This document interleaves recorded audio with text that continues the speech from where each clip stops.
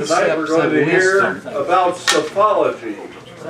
We are. Spell that. Whatever happened to wisdom?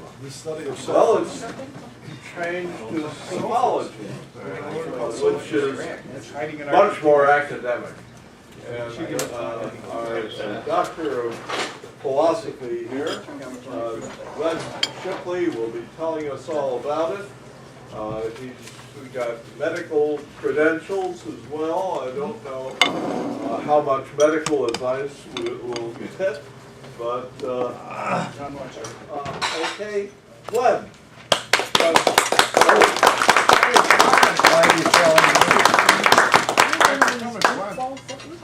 Why are you telling me? Thank you very much. First of all, big thanks to Charles Paddock and to the college for having this sort of an occasion, and I feel very privileged to be able to get up here and address you. A couple of apologies in advance. First one is for some of those who might be present who have heard some of this before. Bob Lichtenberg has heard me ramble on about this a little bit. Apologies for that, but if something's true, it's worth saying more than once, I hope, and so here a second time. And the other one is that I will say some things that are controversial, I'm sure. They are not meant to be offensive to anyone, and so please don't take any personal offense at anything that I'm about to say. So the topic is whatever happened to wisdom and introduction to sophology. First of all, just a few words about me. This is a self-portrait, and you know, it already tells you something, quite a bit about me actually, because you know, first of all, it tells you what a rotten artist I am. I mean, I'm obviously not, don't have very good artistic skills. But basically, it does say a few things about me. You know, the microscope on one hand. I have made my living for most of my life, my adult life, as a medical technologist working in hospitals. Matter of fact, one of my early jobs was at Swedish Covenant right across the street. I worked there for a number of years. But my second career field, which was not quite as successful, let's say, in terms of making money, was philosophy. And so the other hand is holding a book called Wisdom. And then perched on my head is a dunce cap, and on top of that is an owl. It's supposed to be an owl. I hope it looks a little bit like an owl up there. And so we'll get to that in just a minute. And then I'm standing in two things, a mud puddle and a pile of sand, both of which have some significance for me. And I may be bringing them back up again. And I look a little worried. Okay? So just to prove the point, I mean, this is me as a med tech when I was in the Air Force. This is an Ellsworth Air Force Base in South Dakota. SAC base, and I was finishing up my tour of duty there in the Air Force, and that's a microscope that I used every day, and I have one just like it at home right now, and I use it, and it's great fun. And here's me in the other capacity as giving a lecture actually on sophology. This is at Loyola, being silly. This is my weak imitation of Albert Einstein, and I'm holding a dream catcher and just being a little nutso. But this was actually part of the lecture, things I was talking about for that day. So that's the sophology thing. Now, we're going to talk about wisdom a little bit, and I wanted to introduce this with just a couple of pictures. Now, wisdom, a lot of things come to your mind when you think about wisdom. So there's wisdom symbols, there's wisdom buildings, there's wisdom words, there's wisdom people. So, you know, you got to sort of sort a lot of that stuff out. It's obviously a big topic, but this is one of my favorite pictures. This is from the papyrus of Annie. Annie is this lady here, and this is what happens to the soul after death according to ancient Egyptians. And the thing that's really fascinating about this is a balance, okay? It's a scale. And over here is the person's heart, all right? It's supposed to be a very important part of the body to the Egyptians. It's the one thing that they didn't embalm. I mean, they, you know, so, and then on this side of the scale, there's a little figure with a feather on her head. That's Ma'at. Ma'at is often translated as order, truth, justice. I think that these guys missed the boat. It's wisdom. This is actually the god of wisdom. His name is Thoth, and he's also the god of writing. So he's writing stuff down. This is Anubis. This is Osiris, the god of the underworld. So the whole idea of this is that they're weighing this person's heart against a feather. And all the writing that's up there is all these denials saying, I didn't do this, I didn't do that, I never cheated anybody, I never killed anybody, I didn't, take candy away from kids, all this kind of stuff. And so, but if the feather of truth and justice and so on is lighter than the person's heart, meaning they're hiding something or other, the heart gets eaten, and that's the end of that person. They don't have any afterlife after that. Goodbye. So it's a really interesting kind of collection of ideas, some of which we may talk about here in a minute. Another piece of symbolic or architectural, if you like, thing related to wisdom is Hagia Sophia. Hagia Sophia, or Hagia Sophia, as the Turks call it, is in Istanbul. This is my favorite church in the whole world. It was originally a Christian church. It was probably the earliest really cathedral. It's an amazing piece of architecture. With the dome, a circular dome on a square base that had never been done before. And so it was a Christian church in Constantinople from the time it was built in roughly the 5th century for about 1,000 years. Until it was taken over by the Muslims and turned into a mosque. So then it became a mosque, and that's when the minarets were added to it. It became a mosque for 500 years. So then Turkey goes through this turmoil. They kick out the Sultan. Mustafa Kemal decides that Turkey is supposed to be a secular country, and now it's basically a museum. It's a public place. So it's a Christian church that was a Muslim mosque that is now a museum. And it still has the name Hagia Sophia, which means holy wisdom. Okay. So this is one of these symbols. Now, we can also kind of, talk about this kind of thing as well, the Tower of Babel, which is supposed to be an example of foolishness, for example. And this is the painting by Bruegel of the Tower of Babel, and some wag, thought that it would be a very interesting comparison with the European Parliament building in Strasbourg. Okay, so That's wisdom. well, it's foolishness in a way, but it's just sort of an interesting thing. Now, when we think of two towers, we think of these, and I'm going to come back to this at the end of this talk, because I want to know what you think you see in this picture. That's Photoshop. I find this really to be a powerful photograph, but it also lends some weight to the whole issue of wisdom. We have to ask about what you're looking at there, whether that's an act of wisdom or an act of total foolishness or whatever. So, some preliminary quotes about wisdom. Going back to the Egyptian, there was an Egyptian, Ptahhotep, who was famous for having written a wisdom piece. And he observed that nobody's born wise. So, that's Ptahhotep. The beginning of wisdom is fear of God. That's from Proverbs. The beginning of wisdom is wonder, says Aristotle. Again from Proverbs, it says, don't be wise in your own eyes. Contrast that with Kant saying, dare to know for yourself, which is the motto of the Enlightenment. And then Pythagoras, who said philosophy is a love of wisdom. And then there's modern philosophers who say philosophy is not the pursuit of wisdom. Interesting enough, this is part of what we're going to be talking about. And then, of course, the famous line from Ecclesiastes in the Old Testament, vanity of vanities, all is vanity. And much wisdom is much vexation, and he who increases knowledge increases sorrow. And then there's me, when in doubt, punt. Okay. All right, so what's happened to wisdom is an interesting and important topic. This is kind of interesting. You can do things nowadays with computers, and we're going to talk about that a little bit. You can do searches with electronic devices, and if you do a search on the Bible for the word wisdom, it occurs literally 222 times, 172 in the Old Testament and 50 in the New Testament. That's a lot of mentions of wisdom, obviously. In the Quran, and interestingly enough, the Hebrew word for that is chokmah. In the Quran, wisdom is mentioned 144 times. The word is hikmah, very close in terms of the actual sound of the word.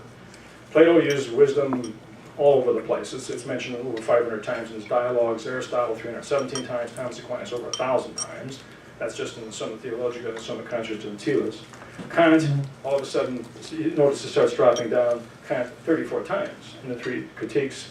And then the American Philosophical Association Convention at the Palmer House, which I attended, In 2012, it was mentioned once, American Philosophical Association. So the basic thesis of this lecture is going to be that considering the importance of wisdom as what it is that determines wise judgments and decisions, one might think it has a study all its own. Wouldn't you think? I mean, it's a fairly important issue. It doesn't. Okay? There is no recognized study of wisdom properly named Sophology. That's the proper name for the study of wisdom. The word is not in the dictionary. You won't find it, at least not yet. There should be. I hope there will be. And then that philosophy is not the study of wisdom. All right. So how I invented the word Sophology, or I thought I had invented it, actually it has some pedigree. I was teaching undergraduate introductory philosophy classes at Loyola in the 70s. And I would always start the class by writing the word on the board, what's philosophy? What is this? You know, what is this? You never could assume, even if they had previous courses in philosophy, you could never assume that they knew anything about it. In many cases they didn't. So after some dumb answers, I would say, okay, the word literally means love of wisdom. Philosophia, that's what the word means. And I say, isn't this an odd name for a college level subject? We have names like biology for the study of life, psychology for the study of the mind, anthropology, study of man, sociology for groups, and so on.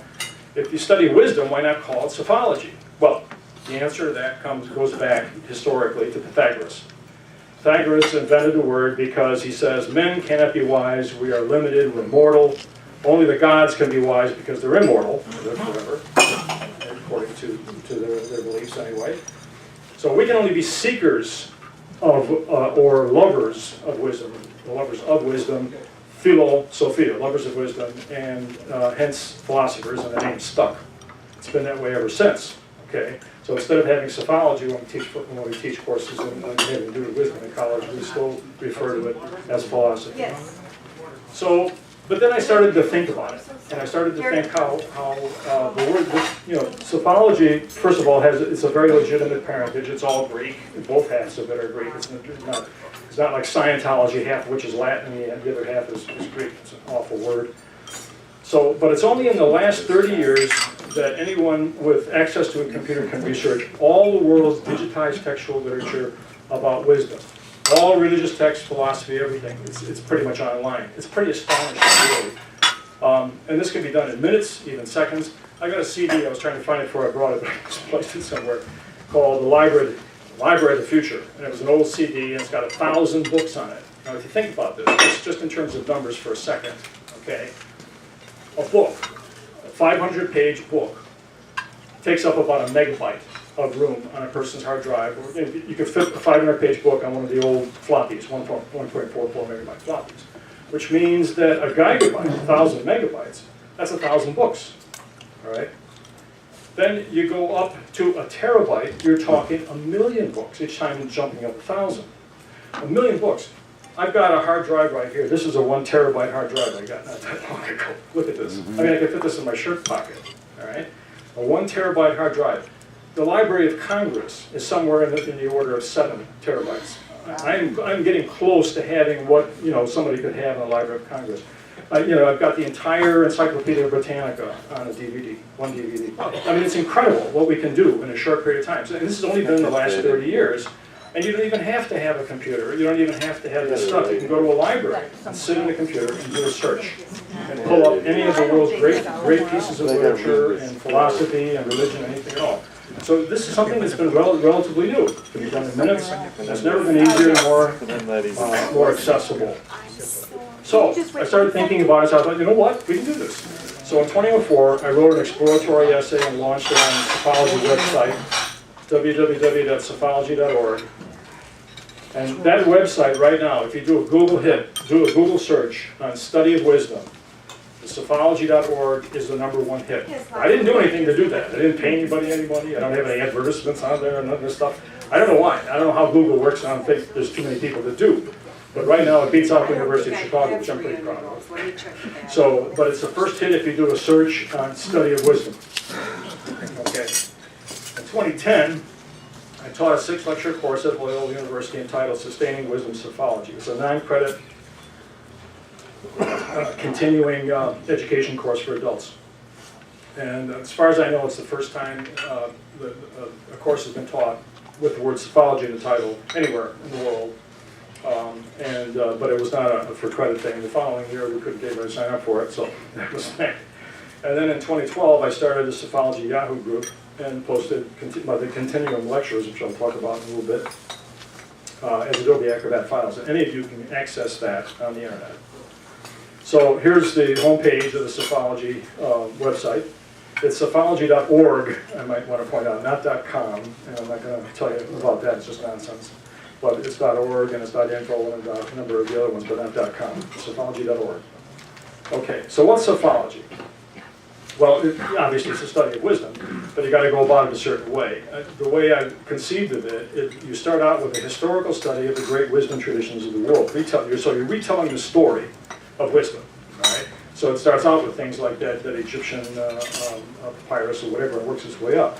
But you got to deal with the great religious traditions of the world. You got to deal with philosophy. You got to deal with science. You got to deal with psychology and psychiatry.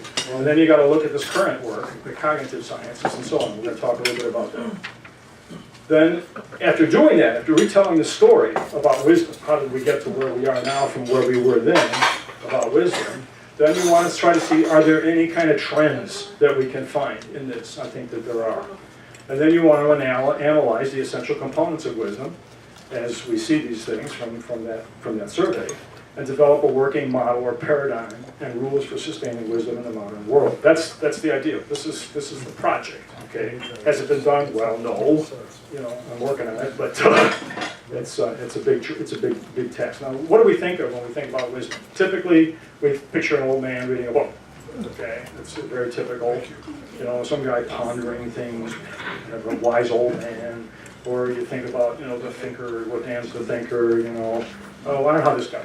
That shouldn't be there. It's a goofy guy. Okay, but we can actually ask, okay, what are the dictionary definitions of wisdom? And here, the Webster New Collegiate, for example, says it's accumulated philosophic or scientific learning, knowledge.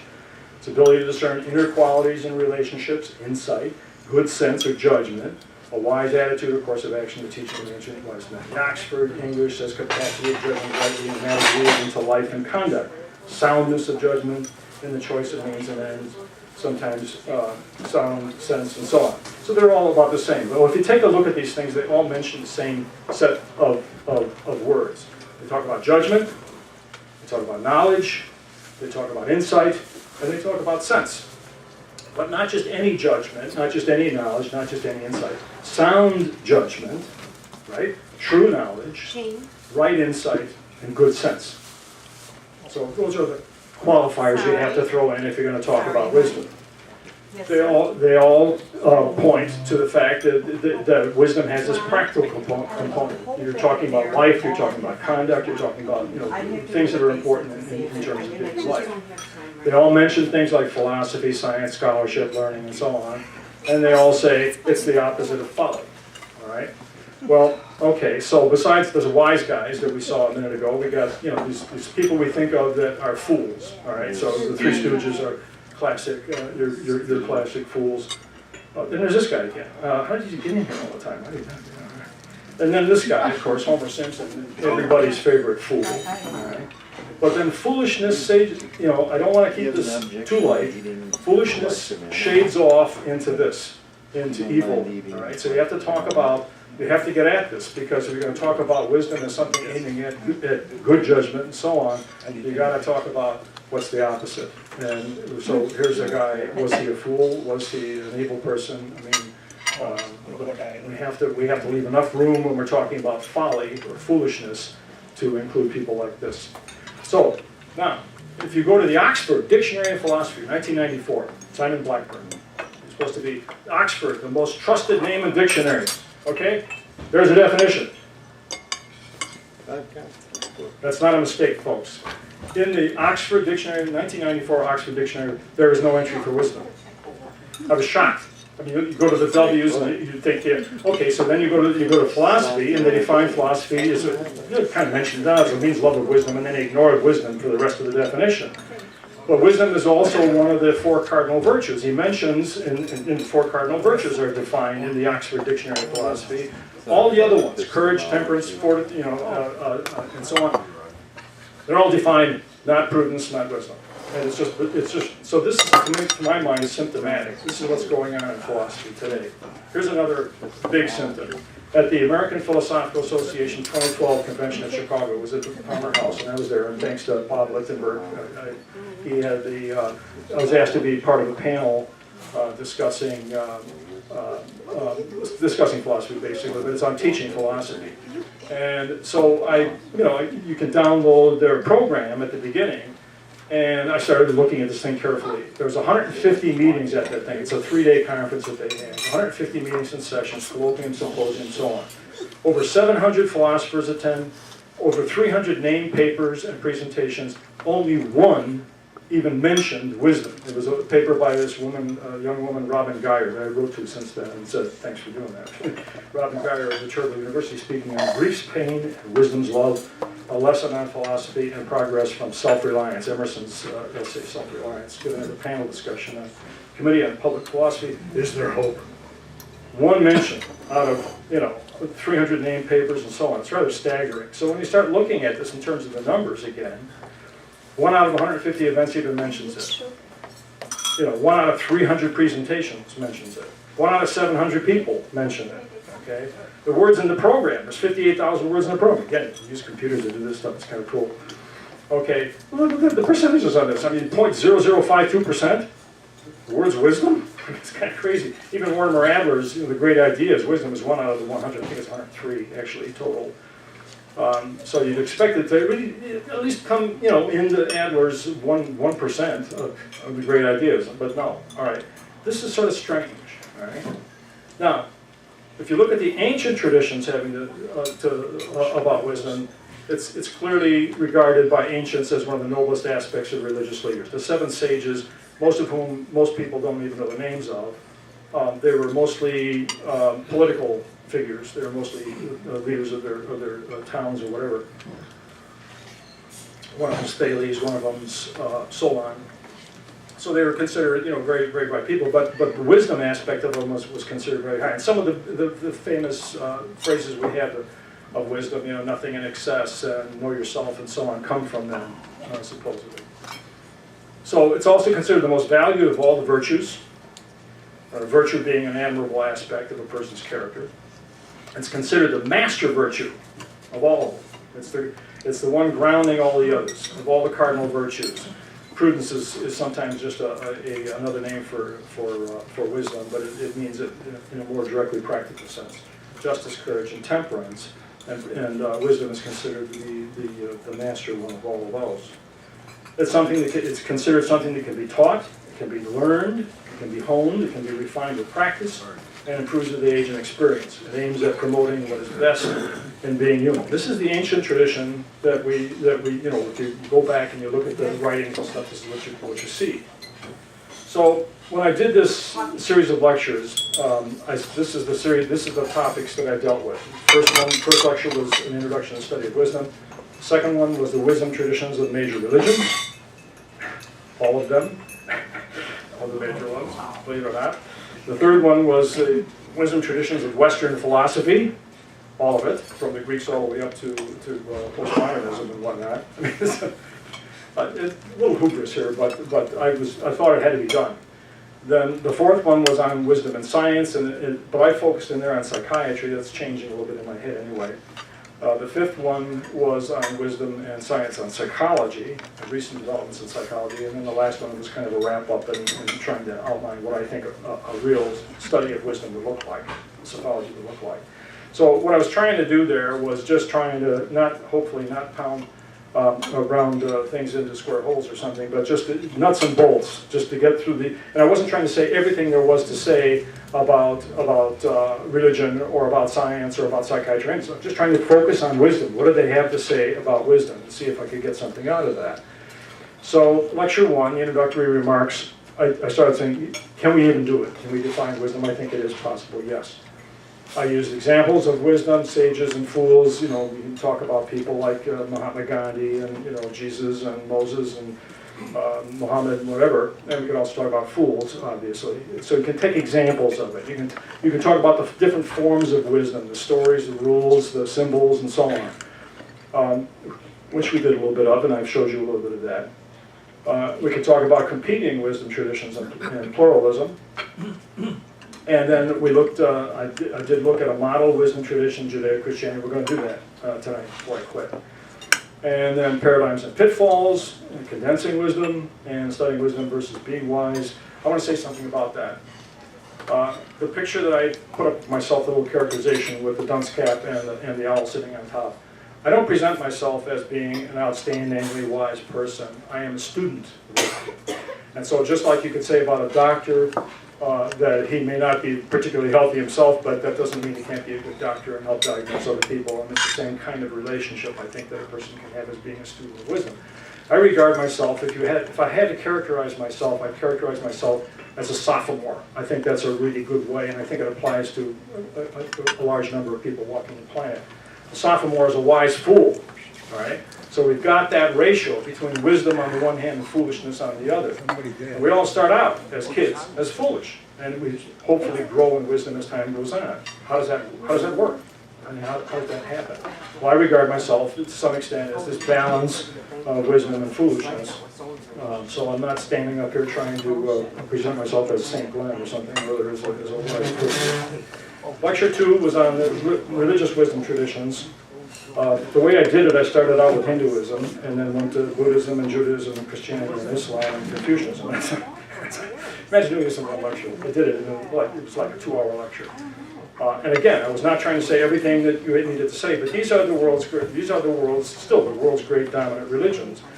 Why start there? The fact of the matter is that for most of us, the first wisdom system that we learn is a religious one. It is the first complete set of rules. It's a reason for, giving meaning for your life. Kind of helps you to decide which things are good, which things are bad, whatever. It's the first wisdom systems that most of us are exposed to. 85% of the people on the planet still claim to belong to one religious tradition or another. 85%, that's a huge number. You don't just throw that out the window. So when you have people, like Sam Harris and other atheists and whatnot that just don't want to consider this stuff at all, they're making a mistake. You have to, when it comes to wisdom, you've got to go back to that and say, why is it that these people are accepting these things as being the overall guide to their lives? It's an important piece, so you can't ignore it.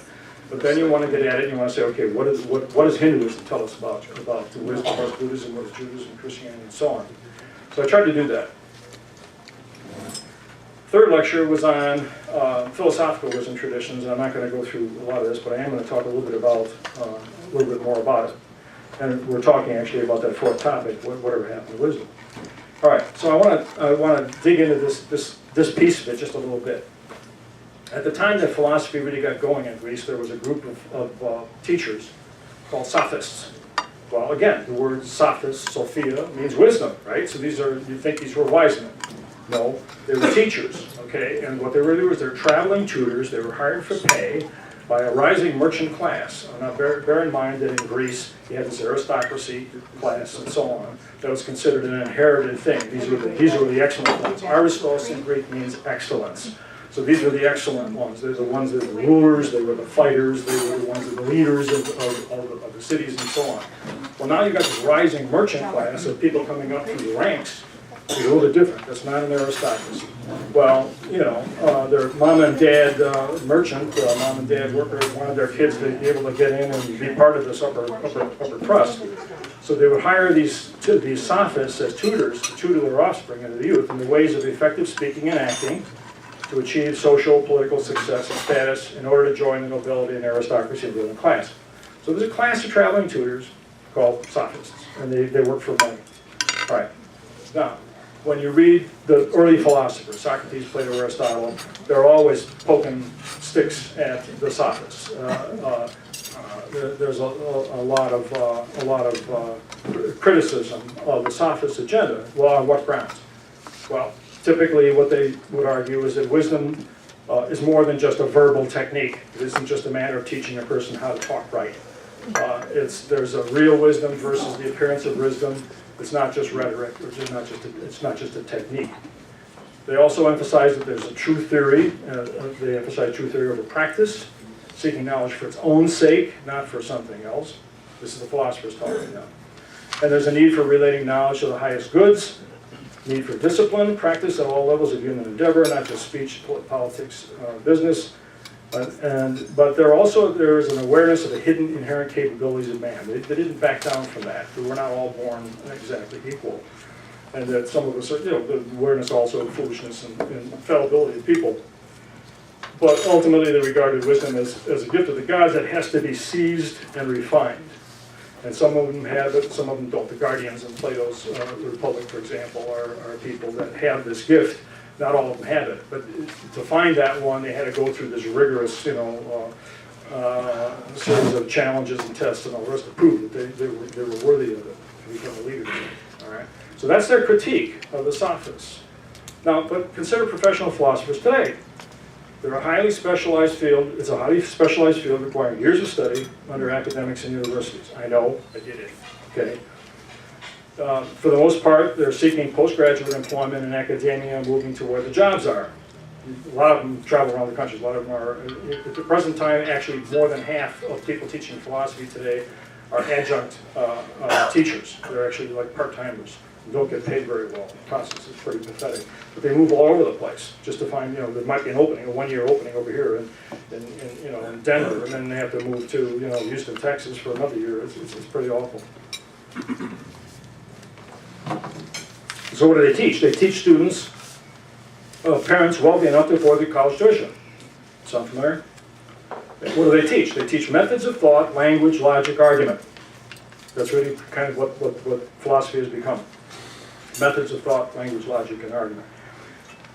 Aimed at what? Aimed at successful living, thriving, happiness, okay? To achieve, examine life worth living. Now, if you compare these two, compare the sophists with present academic philosophers, it's rather striking.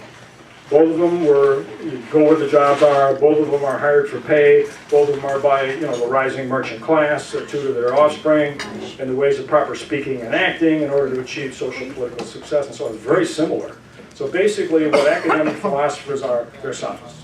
They meet the description almost perfectly of what a sophist is, all right? But they've got this name philosopher, it's been around for a long time, it's theirs, they can have it. Okay. Now, but again, you compare contemporary philosophers with the ancient, there's big differences. For the ancients, ancient philosophers, up through the times of the Stoics and Epicureans, it was considered a lifetime vocation. They had basically had aristocratic wealthy patrons who had money themselves. They lived in a separate community. The teaching apprentices was by total immersion. I mean, it wasn't just a matter of one course. Now compare that, for example, to teaching college students. It's really only 1/40th of required courses, if at all. You can get it all the way through college without taking some colleges anyway, without taking a single course in philosophy. And for the ancients, it was concerned wisdom as a way of life. No one regards philosophy nowadays as a way of life. It's just a technique of logical, rational thinking and speaking. That's really what it's come down to. And again, for the ancient philosophers, it was to improve life in society. For the contemporary philosopher, it's part of liberal education, requirements for happiness, for success and thriving, and so on. So if you're going to compare ancient philosophers with modern philosophers, it's not a match. If you're going to compare modern philosophers, contemporary philosophers, with sophists, it's a tight match. So they really should be called sophists, but they don't like the word because, it got smoked by I got to give you your soup. And it goes further than this. Not only is there not mention of not an entry for wisdom in the iconic dictionary, Oxford, most trusted name in dictionaries. Yeah. Here's one. D.W. Hammond, a famous British philosopher, wrote a good book on being a philosopher, the history of a practice, in 1992. Here's what he says. At the end of the book, this is kind of his conclusion. He says, what does the study of philosophy do for society and its intellectual well-being? That's not a question that could be answered simply without regard to the kind of society that exists. That at least should be clear from my historical survey. And it was. He did a nice job on that. It will not do, on the other hand, to appeal to the Greek idea of philosophy as the pursuit of wisdom, since philosophical wisdom, if it exists, is wisdom of a special kind, and no philosopher nowadays can claim to have a view of things which covers all time and eternity. Yes. I was like, what? Where did he get that from? I mean, you know, Sounds like a I think philosopher. he's confusing wisdom with omniscience. I mean, whoever said that wisdom has to be omniscience? I mean, you know, what? I mean, it's kind of bizarre. But this is 1992, this guy's writing. Here's another example. Kai Nielsen, American philosopher. This was in an article he wrote for Teaching Philosophy. I had asked Bob Lichtenberg if he was familiar with this journal. He said he is. And he was writing in response to a young man who said he was trying to use wisdom as a basis for teaching philosophy. And he said, no. So here's what Kai Nielsen said. He's a philosopher, professional philosopher, lots of publications and everything. Philosophers certainly are not just, or typically even at all, sages. For philosophers to think of themselves as setting themselves up as sages is both absurd and repellent. Absurd and repellent. Okay, I'm absurd and repellent. Okay, but so this, what I'm saying is that philosophers not only have neglected wisdom, they've turned their back on it in many cases, which is rather shocking considering that this is supposed to be the origin of their profession. They're supposed to be out there trying to teach wisdom to the kids. So I spent a fair amount of time doing that in my third lecture in the Sophology class. Fourth one was wisdom, science, and the psychiatrist. I'm not going to go over this. I'm in the midst of writing a book. I'm taking these lectures and trying to expand them, and it's not an easy process, so I'm in the process of doing this. And chapter 4 is now going to be more on science having to do with the wisdom of the body, which I think is an incredibly important topic that's been neglected. But at the time, I was talking about how the whole idea of foolishness, one aspect of foolishness, the nuttiness, passed over from being something that was just simply religious, you know, you were possessed by a demon or whatever, to being something that was considered an illness and had physiological roots and so on. And that happened in the period of Freud and Jung and so on. Jaspers, I'm not going to talk about, it's a really interesting case.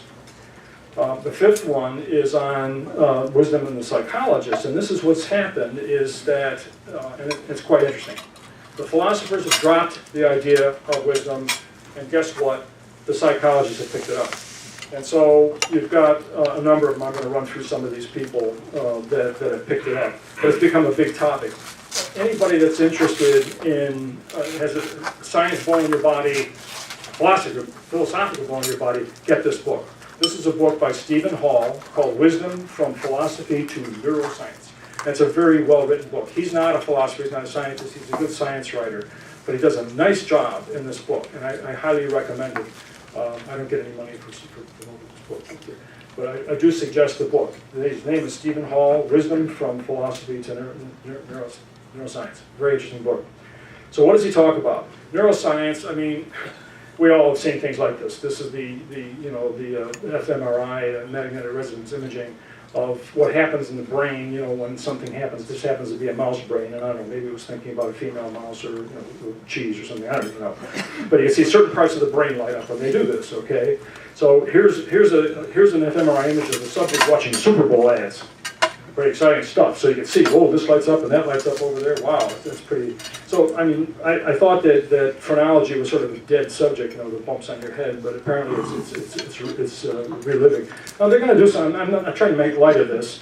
I think there are some very interesting things that are going to come as a result of this, but this is where neuroscience is headed. So, and one of the people working on this is Patricia Churchland out in California at the Salk Institute. Very bright lady who is a philosopher and has done a lot of work on neuroscience, and she's trying to put this stuff together. It's pretty interesting. So this isn't actually a good picture of her, this is a better picture of her, you know, because it shows the wheels in her head and all that sort of thing. And so I thought, you know, she might appreciate the fact that you're seeing, you know, what's going on in her head. But that's, of course, a motherboard that's been superimposed on it. All right, but the real thing about psychology that got going is with this lady here, Vivian Clayton. Vivian Clayton was a grad student at this point, and she was looking for a topic to write on her dissertation about. And she started thinking about this whole business of wisdom. She was very impressed with her grandparents, who were survivors of the Holocaust. And she decided to try to figure out what qualities these people had, people that she regarded as being exceptionally wise. So she wrote a couple papers on it, and it really caught on. It caught on with this guy, Paul Baltes, who was at Max Planck Institute in Germany, and he's another psychologist, and he caught on to this, and he said, wow, this is great. They do stuff at his institute on overall life patterns. So they want to find out if there's trends from birth to adolescence to full maturity and so on. And so they cover these lifespan kind of issues, and he was very interested in, is there a connection between this? As typically we would say, with older people, you get wiser, older but wiser, with a famous kind of expression. Then it was picked up by Bob Sternberg. Sternberg's original work had to do with intelligence, and Sternberg started recognizing that there's a very distinct difference between IQ and wisdom. And he decided that he was going to try to figure out how to sort out the one from the other. And he's got half a dozen books out there that are on the subject, and some of them quite interesting. And he's done really serious a behavioral psychological study of this issue. So what's happening here? Wisdom's dropped by the philosophers, it's picked up by the psychologists. I mean, in a big way. We're talking hundreds of papers on the topic of wisdom being published in psychology journals throughout the world. It's a hot topic in psychology right now. Okay, so here's some of Bob Sternberg's book, Wisdom, Its Nature, Origin, and Development, Handbook of Wisdom, Wisdom, Intelligence, Creativity, and Success, written with other people.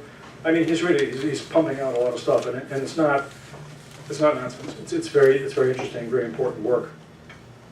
So how do they decide on wisdom criteria? Well, psychologists use classic social science survey techniques. So they use statistics for degrees of correlation. They say, okay, you regard this person as wise. Why is that person wise? And so they start picking out characteristics and seeing can they find a common descriptive terms and so on. And they use statistics for degrees of correlation. It's standard kind of behavioral science type stuff. But the results start to look like a collection of sort of admirable traits for being human. So here's a page from one of his books. And there's 3 columns here. I don't expect you to read these things, but one of them shows high attributes for intelligence. The middle one is on creativity, and the one in wisdom on the right up here are things that he's figured out from these surveys and that sort of thing. Well, I looked at this, and it's a bit overwhelming. And so I started drawing lines one day between one and the other. I did a Xerox copy of this thing, and I was like, gee, look at some of them appear over here, but they also appear over there. But I mean, it gets to be a very complicated kind of arrangement, as you would expect for psychology, all right? But then it starts to look like, just a whole mishmash of things like this.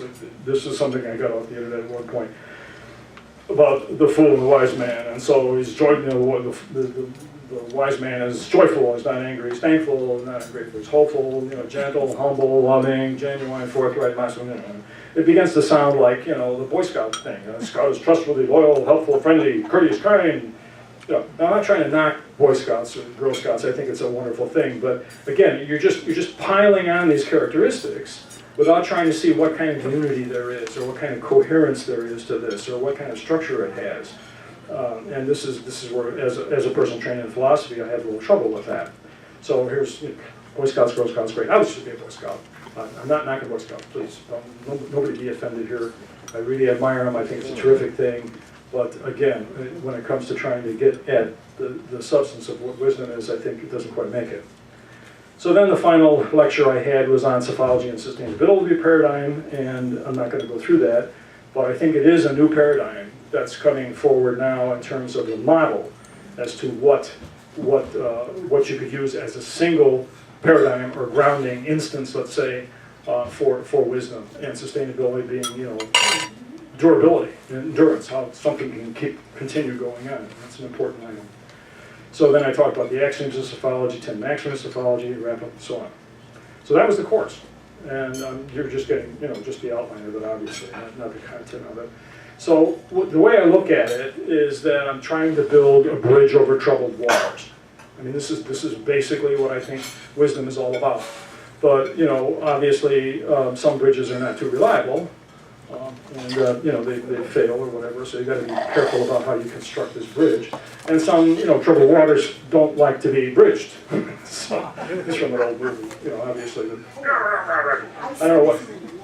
I saw this movie. So then, yeah, it's a fun movie. But I don't know why it's always the, I don't know why it's always the Golden Gate Bridge that they always go after all the time, but it's, you know, it's the one that gets torn down all the time in the movies. But you want a bridge not only that you can cross over a couple of hours, you want to be able to walk across the thing with some style and grace and whatnot. So here's a, you know, I'm going to be pushed for this. I'm going to give you a definition, a Sophology definition of wisdom. That's kind of long, and I have to apologize for that, but I'm going to read the whole thing. Wisdom is the achievement of a well-balanced frame of mind, an enduring way of living, such that trustworthy decisions can be reliably made concerning the good life of us all, as whole human beings, in all our sustainable relations with each other, with other people, and with the whole natural world around us, for ourselves and for our posterity. There are pieces to this. As a matter of fact, on the table over there, right there, you see those two little stacks of cards. One of them is a plasticized card, and it has this definition on one side, and on the other side, there's the 10, what I'm calling precepts of Sophology on the other side. There are things that I've just, you know, pulled out from this survey of the historical tradition of wisdom.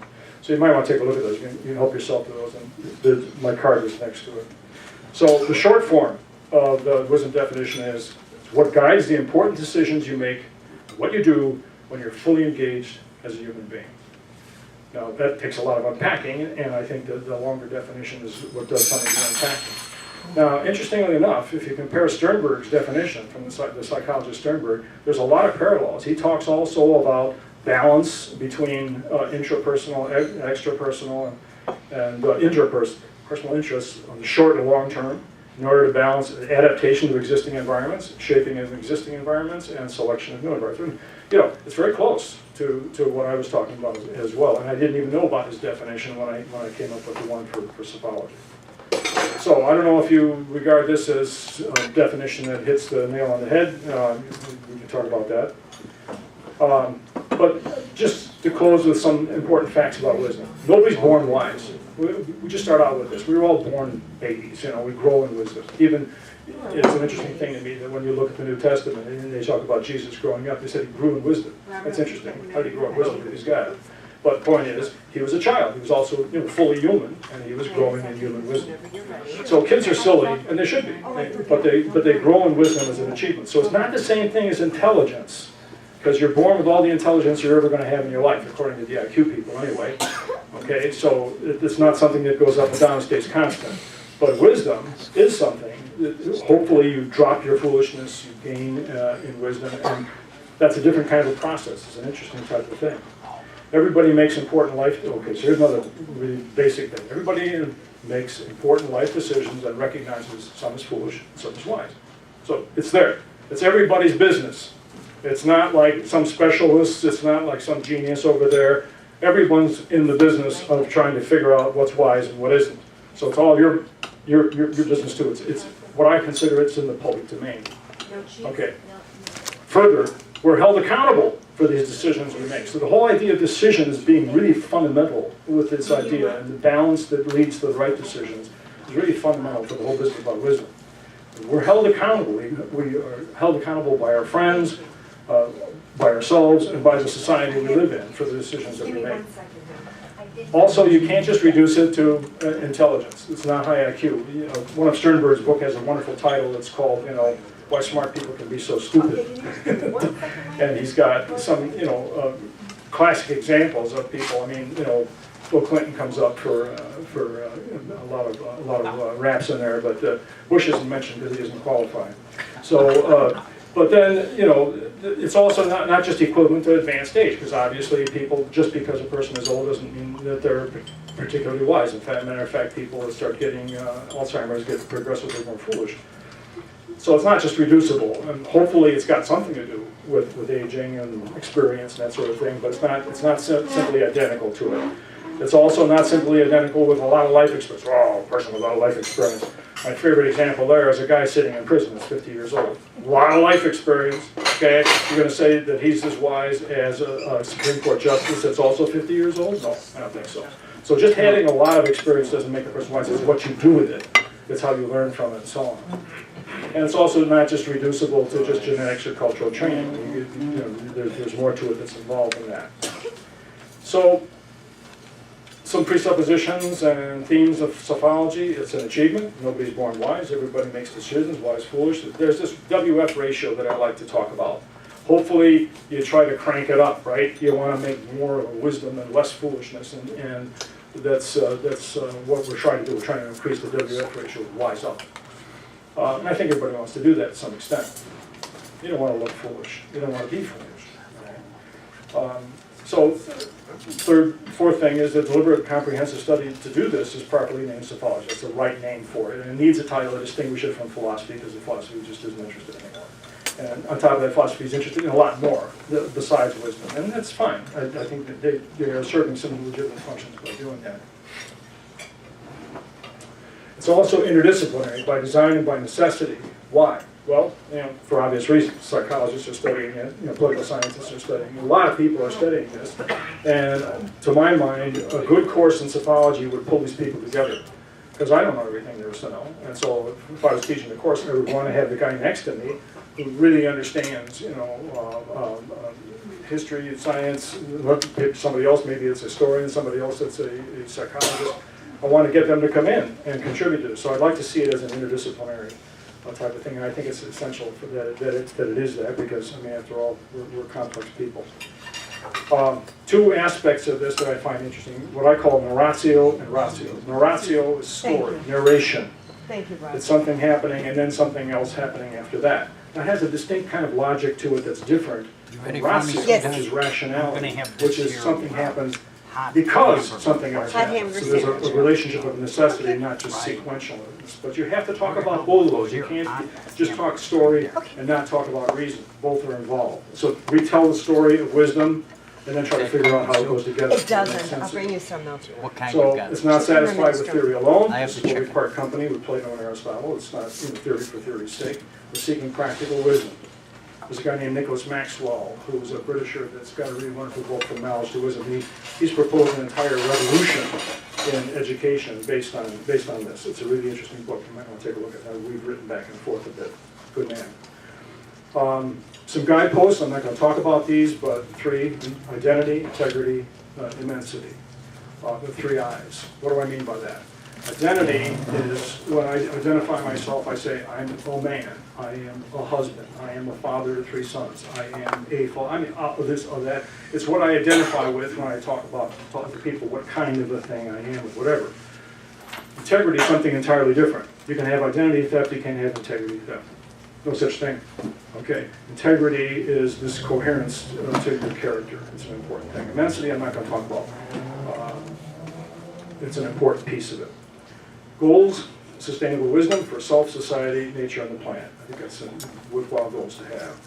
Some preliminary conclusions: the fact of the existing studies of wisdom is multidisciplinary. Philosophy can still make a significant contribution. I think it can, in terms of argument, clarity, and so on. Recent accessibility of all wisdom literature digitally. I mean, anybody can do searches on this stuff and pull it together. It can't be indifferent to actual practice. And it has to deal with normative. You actually say, do this, don't do that, and so on, and contrast it with foolishness. And we have to practice what we preach. We have to try to be wise, not just talk about it. So we did a lot of this. Now, I want to I've been talking a long time. I want to close up here with some controversial stuff. I want to talk about the 10 Commandments. Why? Well, it's a well-known wisdom model. I mean, most of us have grown up with the 10 Commandments. It's really interesting. It's known by all 3 Abrahamic faiths: Islam, Christianity, Judaism. We'll find it in all of them. It's claimed by sincere Christians as the foundation of all civilization and law. With some problems, okay? I mean, if you just take it just for what is a numbering problem. I mean, just the sequencing. If you take the Catholic version of it, it doesn't correspond with the Protestant and the Jewish version of it. And, I mean, for example, I think the Catholic version, honor your mother and your father, is 5th, and I always get these messed up. But here they are. So what is it? Yeah, this is the Catholic version. Honor your mother and father is 4th. It's 5th in the others, and for reasons it doesn't matter as long as they get jumbled up right. It's as long as they get them all in there, it's just fine, right? So this is the Catholic version that I learned. I'm the Lord your God. You shall not have strange gods before me. You shall not take names, and so on. Most of you are familiar with this. So I'm not going to run through them. Okay. Interestingly enough, that's not the way they appear in Exodus. There's actually 3 versions of the Ten Commandments in the Old Testament. This is the classic one. This is Exodus 20. Just take a look at the second one. This one really grabs me. Now, the length of it, for one thing, it's not just short like the little Catholic version was. You shall not make for yourself any carved images or any likeness of anything that is in heaven above, or that on the earth below, or that is in the water under the earth. You shall not bow down to them nor serve them. For I, the Lord your God, am a jealous God, visiting iniquity on the fathers of the children to the 3rd and 4th generations of those who hate me, but showing mercy to thousands of those who love me and keep my commandments.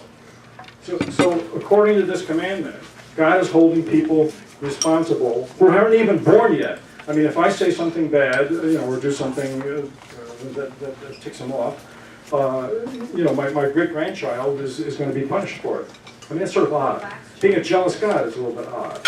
Jealous of what, if you're the only God? It's very strange. So there's things that sort of jump out of this. Another one is the 4th, about not working, which I find interesting. I live in a very Orthodox Jewish neighborhood.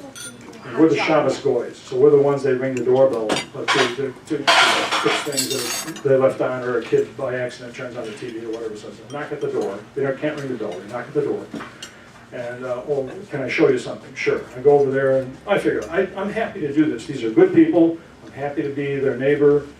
And seriously, I have no troubles with it. And to this day, I've never done this. But I've always wanted them. And I looked this up in the original Hebrew version of this, and it's there. So it says, for in 6 days the Lord made the heavens and the earth, the sea, and all that is in them, created the 7th. Therefore the Lord, wait, here, this is the part I want to see though. Yeah.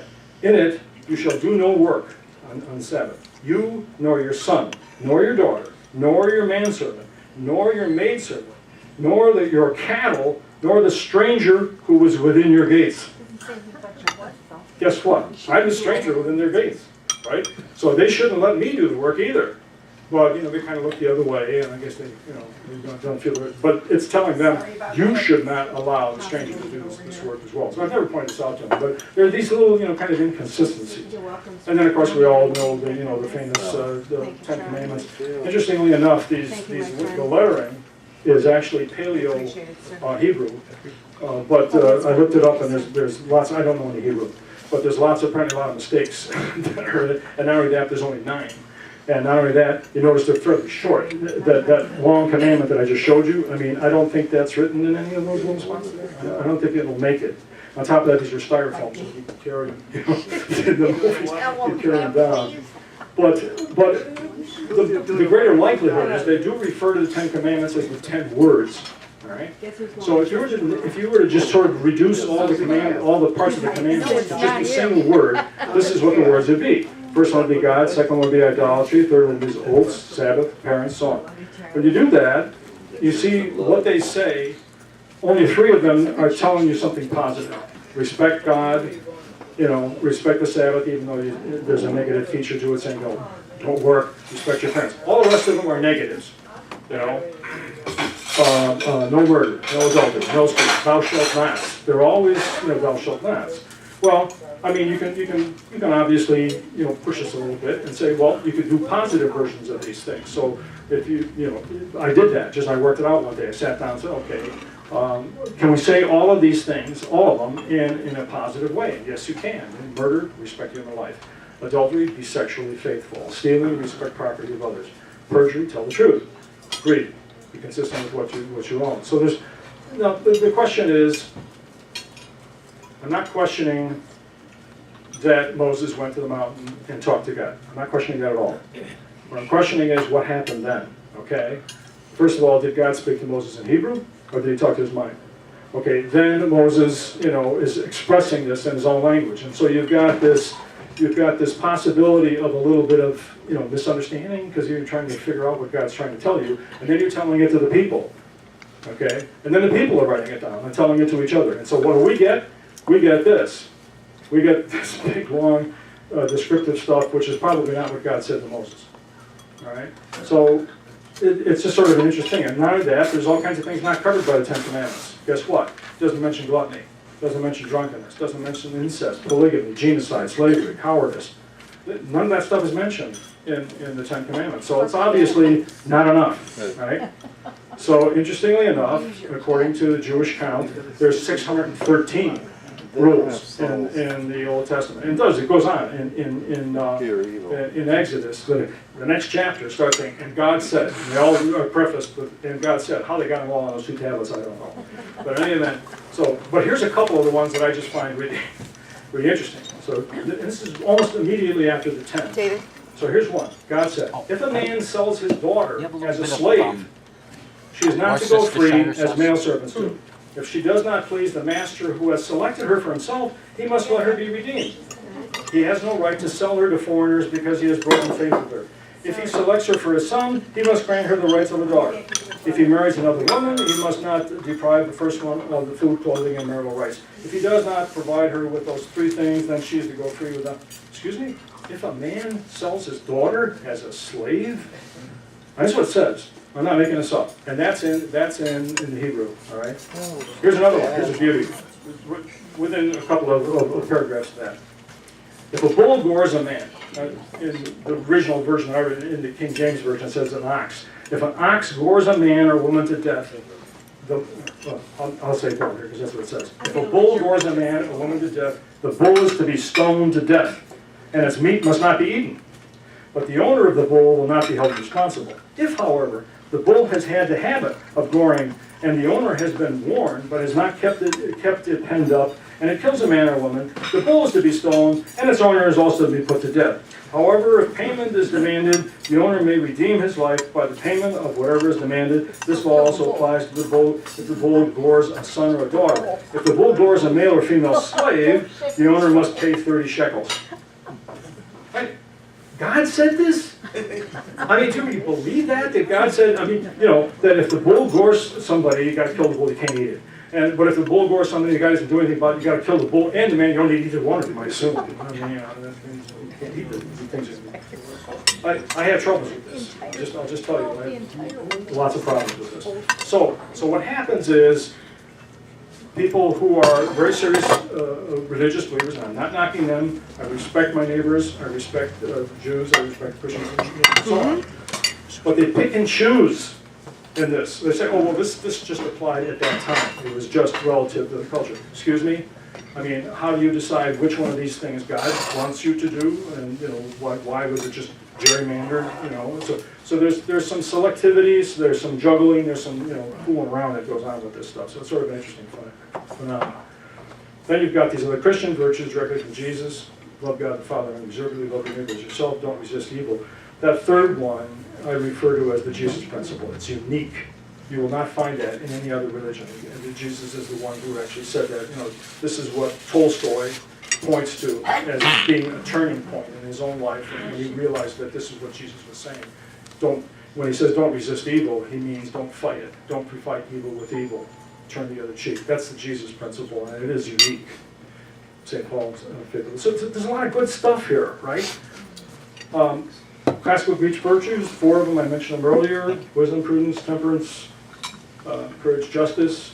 But they had a bunch of others. They're good qualities to have: magnanimity, sense of humor, frugality. Jennifer Hecht, a contemporary philosopher, summarized all of wisdom in these 4 statements, which is not bad. Know yourself, control yourself, take only what's yours, remember death. 1, 2, 3, 4, 5, 6, 7, 8, 9, 10 words. Again, not bad. She leaves a little bit out, but I mean, I think you can go a long ways to build a system of wisdom based on this. So here's a Sophology sample. These are 10 precepts that I worked out one day. Actually, I was in Ecuador at the time, and just got up one morning and wrote them out. And it's sort of interesting because there's some symmetry that's involved. So these are the 10, I call them precepts. Precepts are things to be taught, things to be learned. I'm not suggesting them as a replacement for the 10 Commandments or any such thing. It's a nice set. And I think these are things that I've derived from studying the wisdom tradition of the world, the story, the narration about wisdom. Know yourself. It's all over the place. Control yourself. Seek truth. Earn trust. Highly neglected issue. Respect life. Do no harm. Take only what you earn.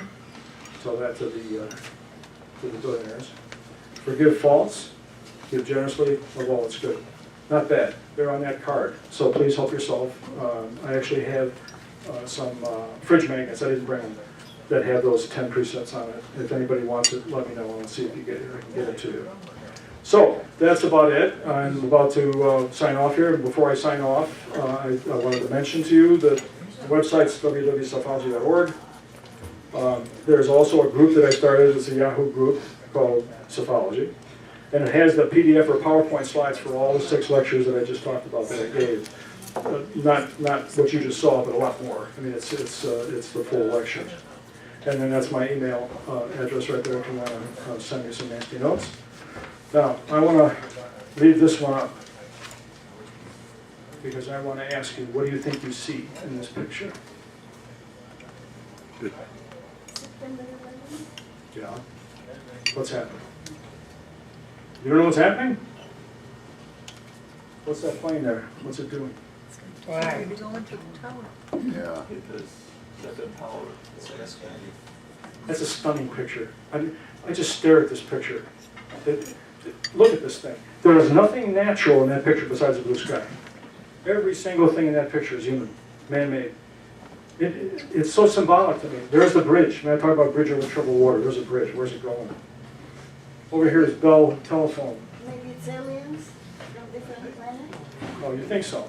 I don't think so. I think we have their voices. We know who they are. We have their names.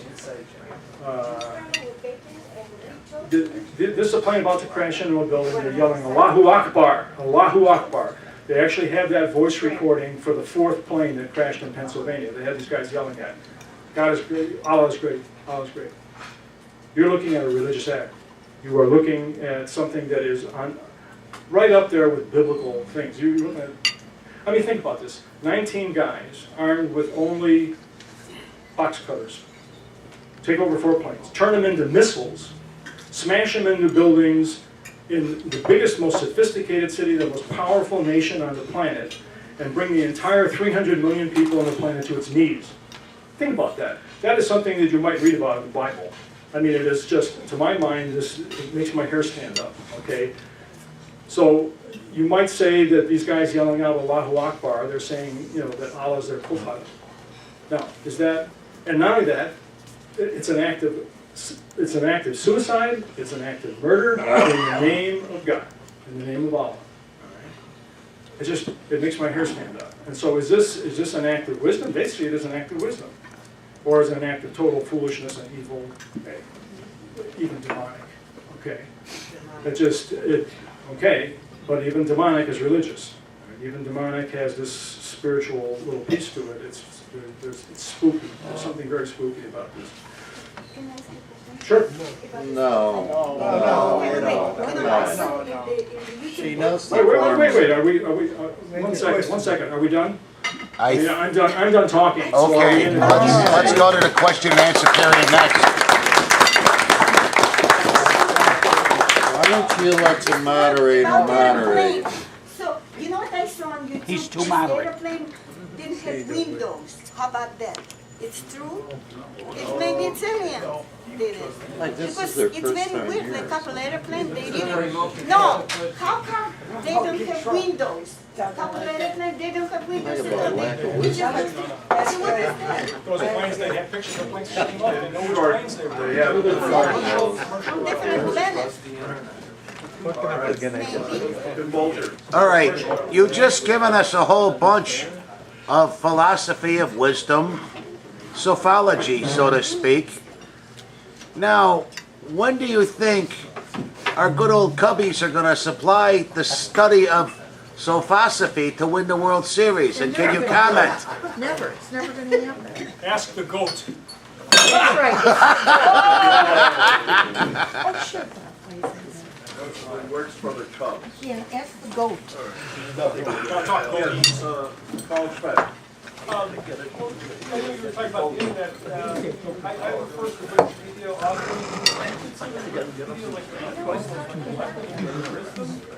You know, I'll tell you how I use Wikipedia. Yeah. I'll tell you how I use Wikipedia. Okay, that- It's a good first pass. You can remove the So you mic take from a the look and stand. see, they oftentimes have a lot of references at the end as to where they got their information from, there's links and so on. You take it with a grain of salt, but you do that with anything. I mean, just because something is printed on paper, you think that it's more reliable. I've seen a lot of garbage printed on paper, you know. The nice thing about Wikipedia is that if there's serious problems, they address them. And they, there are regular corrections of things. There's a committee and stuff that does that. I'm not a Wikipedia person, so I can't tell you. But all I'm saying is that you keep your head screwed on. But I think it's a good first pass. It gives you a kind of an overview. I think in most cases, I think fairly good overview. And then you can kind of search beyond that and figure stuff out for yourself. But you got to be critical. You got to be using your head.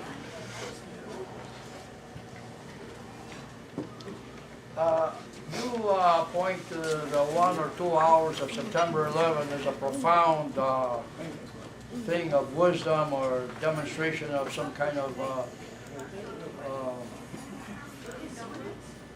how do you call it?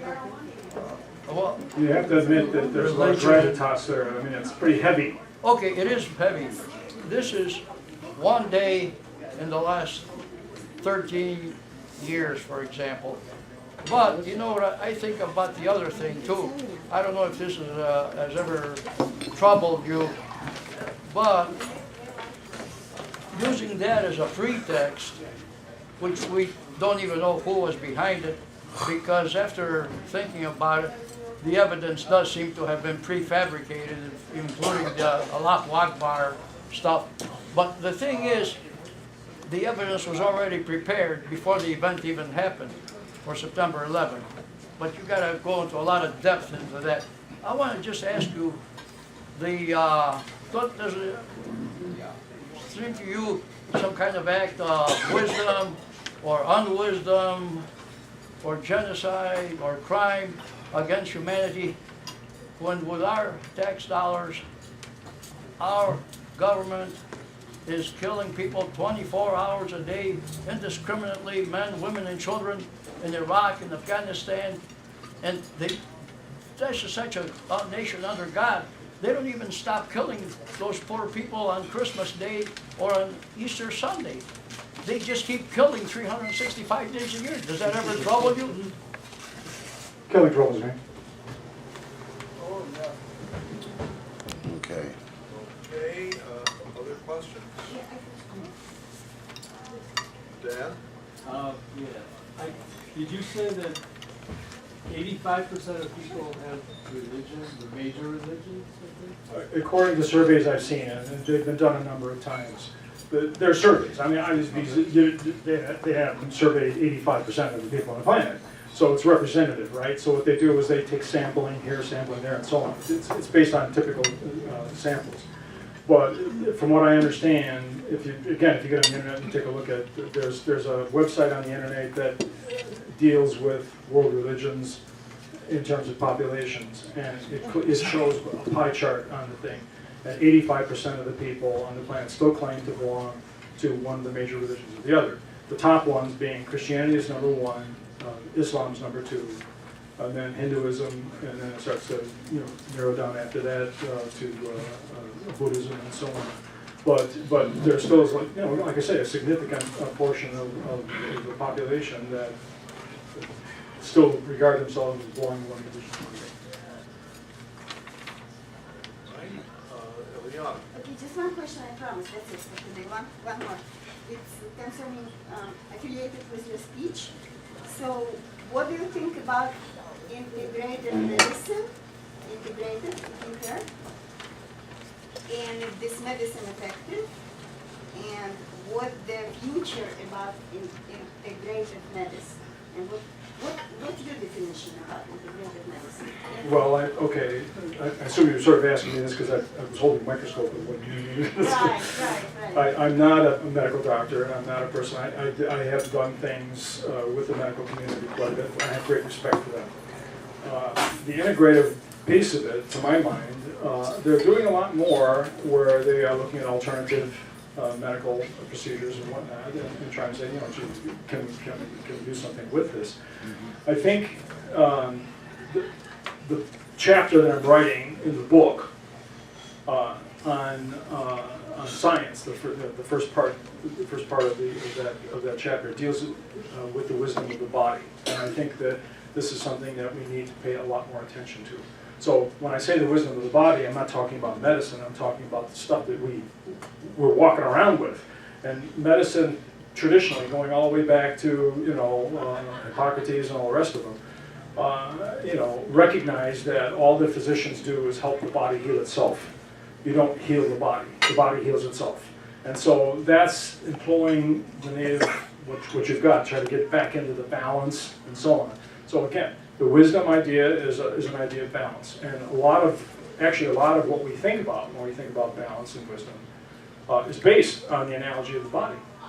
So in answer, I think it's a long-winded version of an answer, but I think integrative medicine is a great idea. But I have a high respect, a much higher respect, I think, than a lot of people do for traditional doctors, traditionalists. My wife is a critical care nurse and has been one for many years, and her patients love her, and she and I talk regularly about what she faces on a daily basis, and she's people dying on her unit all the time. She has a lot of insight into this sort of thing. So I'm highly respectful of the medical profession. Thank you, Tim Bolger. This one is more serious now. That wasn't serious? The first one? Sorry, go ahead. I'm sorry, go ahead. No problem. All right. Cubs winning the World Series is serious. No, but you're giving us a lot of this new, what is it? Sophology. Why would it profit a guy like me to take your course and to spend the time required to understand it when I could be pursuing other things? In other words, why would it be profitable for some of us middle-aged white guys or some of the beginning people in college to study this field? It just seems to me that your course covered a lot of ground and things like this, but why would somebody really need to study this to become a person of wisdom? Need to? Well, just a couple things. Do you think that getting better at something works better when you study it than when you just sort of go at it? I mean, in general, okay, let me rephrase the question.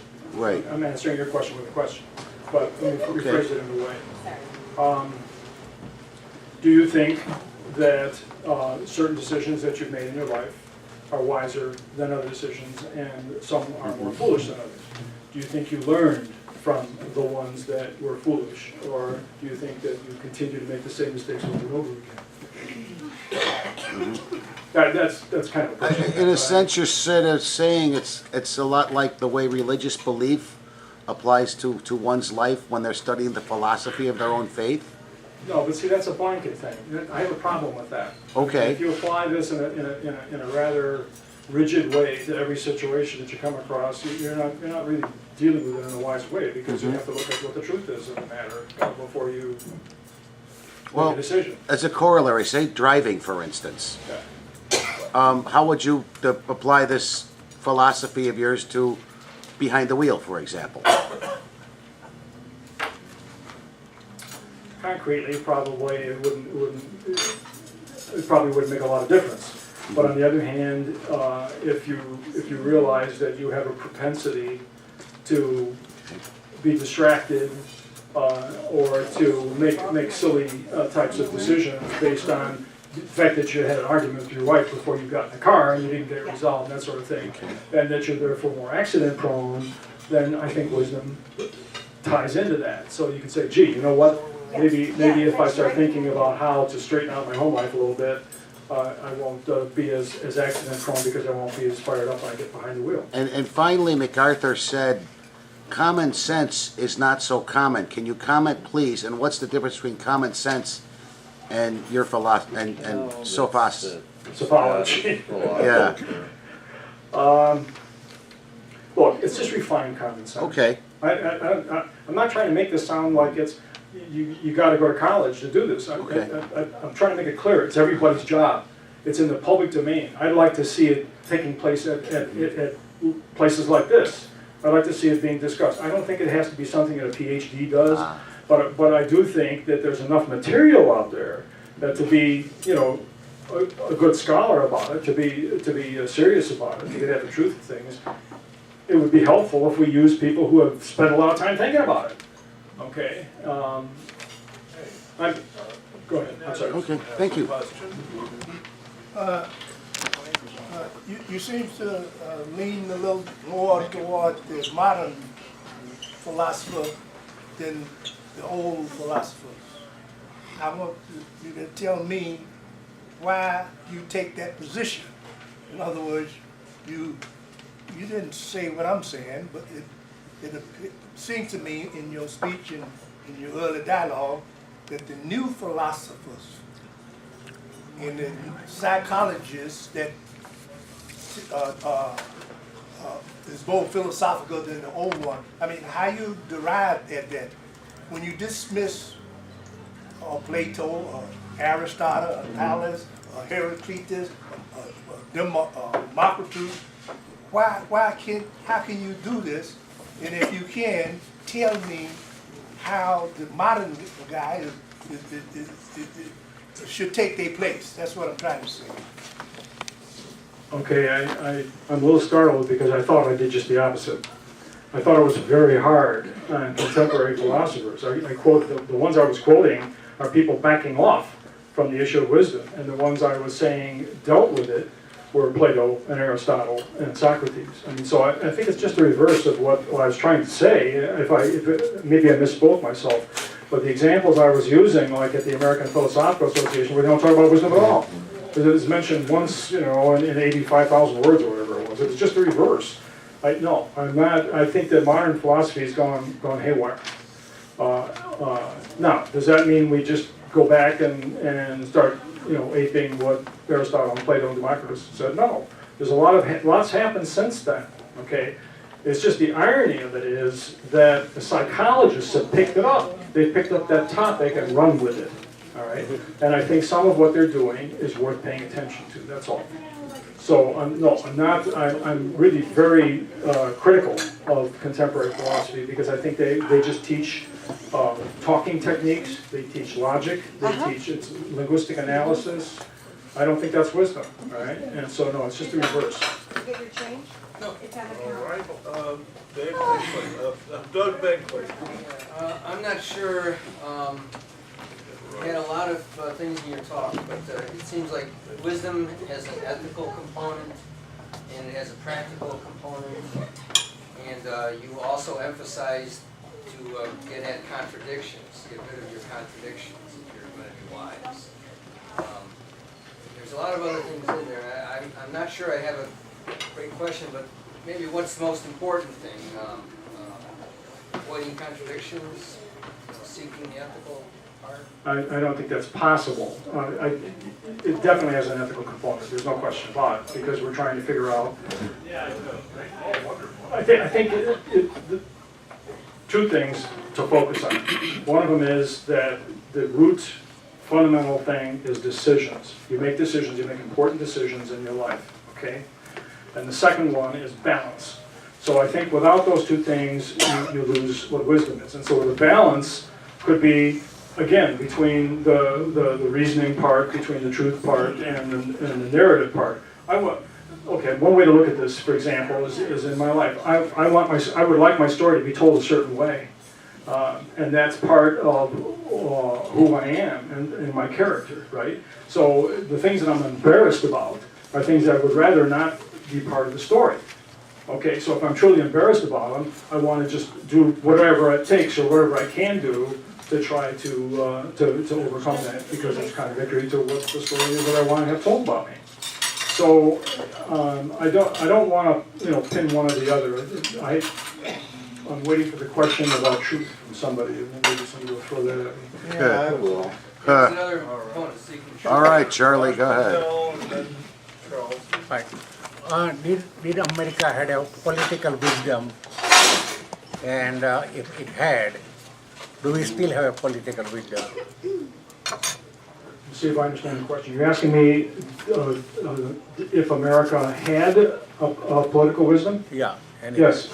And then do we still have it?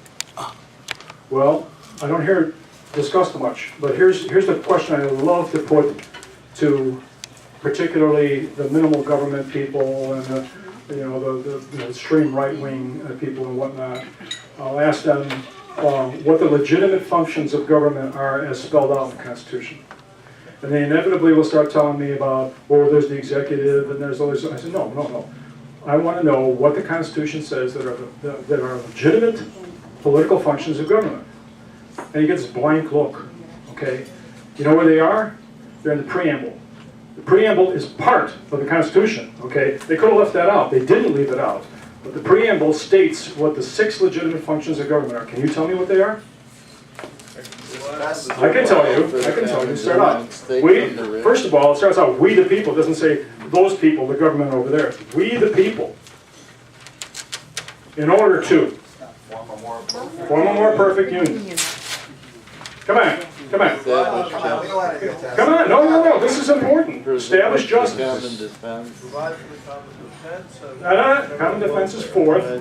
Third one, ensure domestic tranquility, provide for the common defense is 4th. Interesting enough, the common defense business, if you look at this is kind of silly, but if you look at the preamble of the Constitution, all these other things are, when they talk about more perfect union, union's capitalized. When they talk about justice is capitalized. All of them are capitalized except common defense.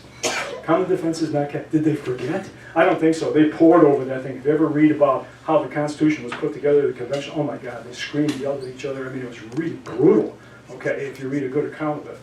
And so every word in that thing was measured and argued over, okay? So I think they left that off for a purpose. But again, our Republican friends, that's the only legitimate function of government that they accept is the common defense. Well, I'm sorry, there's 6 of them, and all of them are up there. And that is the political wisdom that our forefathers saw. And so if you ask, who's trying to get a more perfect union, establish justice, ensure domestic tranquility, provide for the common defense, it's the Provide for the general welfare. General welfare is 5th, and then to provide the blessings of liberty for ourselves and for our posterity. Who's doing that? We the people. But to my mind, they spelled it out, and people that say, "Oh, that's not part of the Constitution," that's baloney. It is part of the Constitution. It is the preamble of the Constitution. I hope that was a sufficient answer. All right, Charles. Yeah, Glenn, historically philosophy has had a branch called epistemology and another branch called ethics. You seem to be making some sort of nexus between the two here. Excuse me. Is that your aim or Sure. your intention? I think part of the problem is that I'm a great admirer of Aristotle, but we've inherited a world that Aristotle largely made in terms of, well, there's this topic over here, that topic over there, there's this topic over there, and they don't talk to each other. You don't ever get a point where a person sits down and says, what's the relationship between this and that? Oh, we're done with that. That was epistemology. Okay, now we're talking ethics. We're not talking epistemology anymore. Excuse me? No, because, and again, I want to point to the fact that what the telling point here is decisions. When you have to make a decision, what goes on in your head? Are you doing epistemology? Are you doing logic? I mean, what are you doing? Okay, that's what we have to focus on. And that cuts across all of them. It's what you do when you're fully engaged as a human being, as I said, the short version of wisdom. And I think it's everybody's job. I'm not saying this is something you got to go to college for or whatever. We're all there, but we haven't been taught this, and it hasn't been focused on, and it's a mistake. Okay. Yeah, so Lee Ping. Do you think wisdom, you mentioned a couple of examples like 10th Commandment and Constitution, those are written exactly as it is. do you think wisdom is something maybe changed through time, or it's a fixed through time, not change with environment or time, or? That's very easy. I mean, because again, have you changed through time? Sure. Did you start out as a wise baby? Yeah, I'm not. No, you didn't. I mean, you were a mewling infant that was, pissing in your pants. I'm sorry, but that's what you were. Okay. I think I can say that with some confidence, because I did the same thing. But I'm saying, you grew in wisdom. Why wouldn't you say the same thing about society and culture? I think we have. Here, a single example. Slavery is clearly accepted as a matter of fact in the Bible. All right? That's it. A lot of people have brought this up. I think we've turned our back on slavery. Now, in fact, there's still slavery in the world. That's a terrible thing. But at least we've said it's a terrible thing. It's not accepted as part of daily life. I think we've moved forward on that. I think we've moved forward on the expectation that we don't let kids work in mines anymore. At least not in this country. Okay, that's wrong. Kids should be able to be kids, and they should be able to go to school and learn and so on. So I think the standards for what we accept as wise has progressed. But then you got this. How do you deal with that?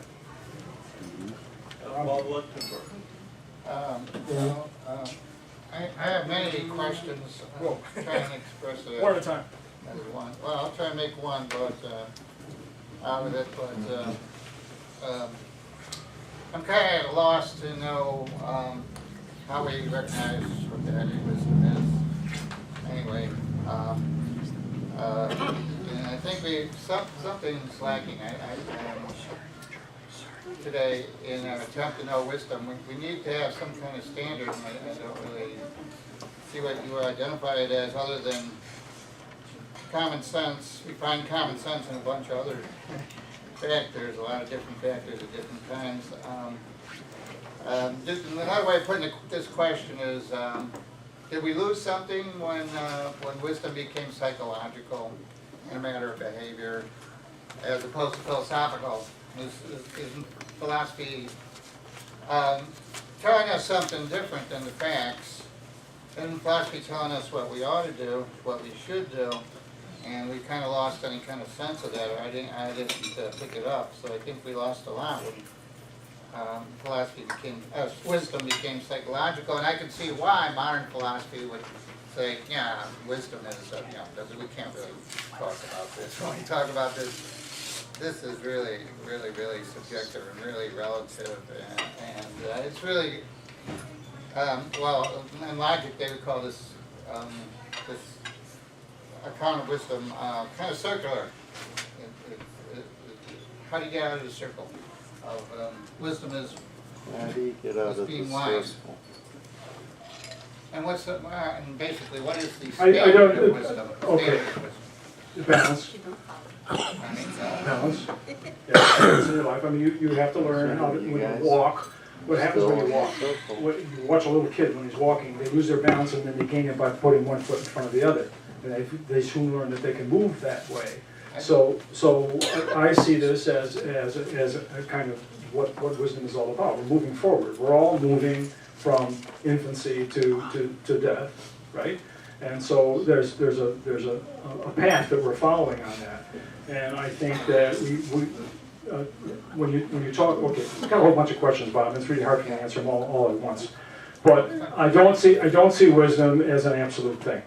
I see it as something that helps you to cross bridges, to get from point A to point B, and to do it well, all right? So I think that we all have the experience of making mistakes, of making bad judgments in our lives, and good judgments.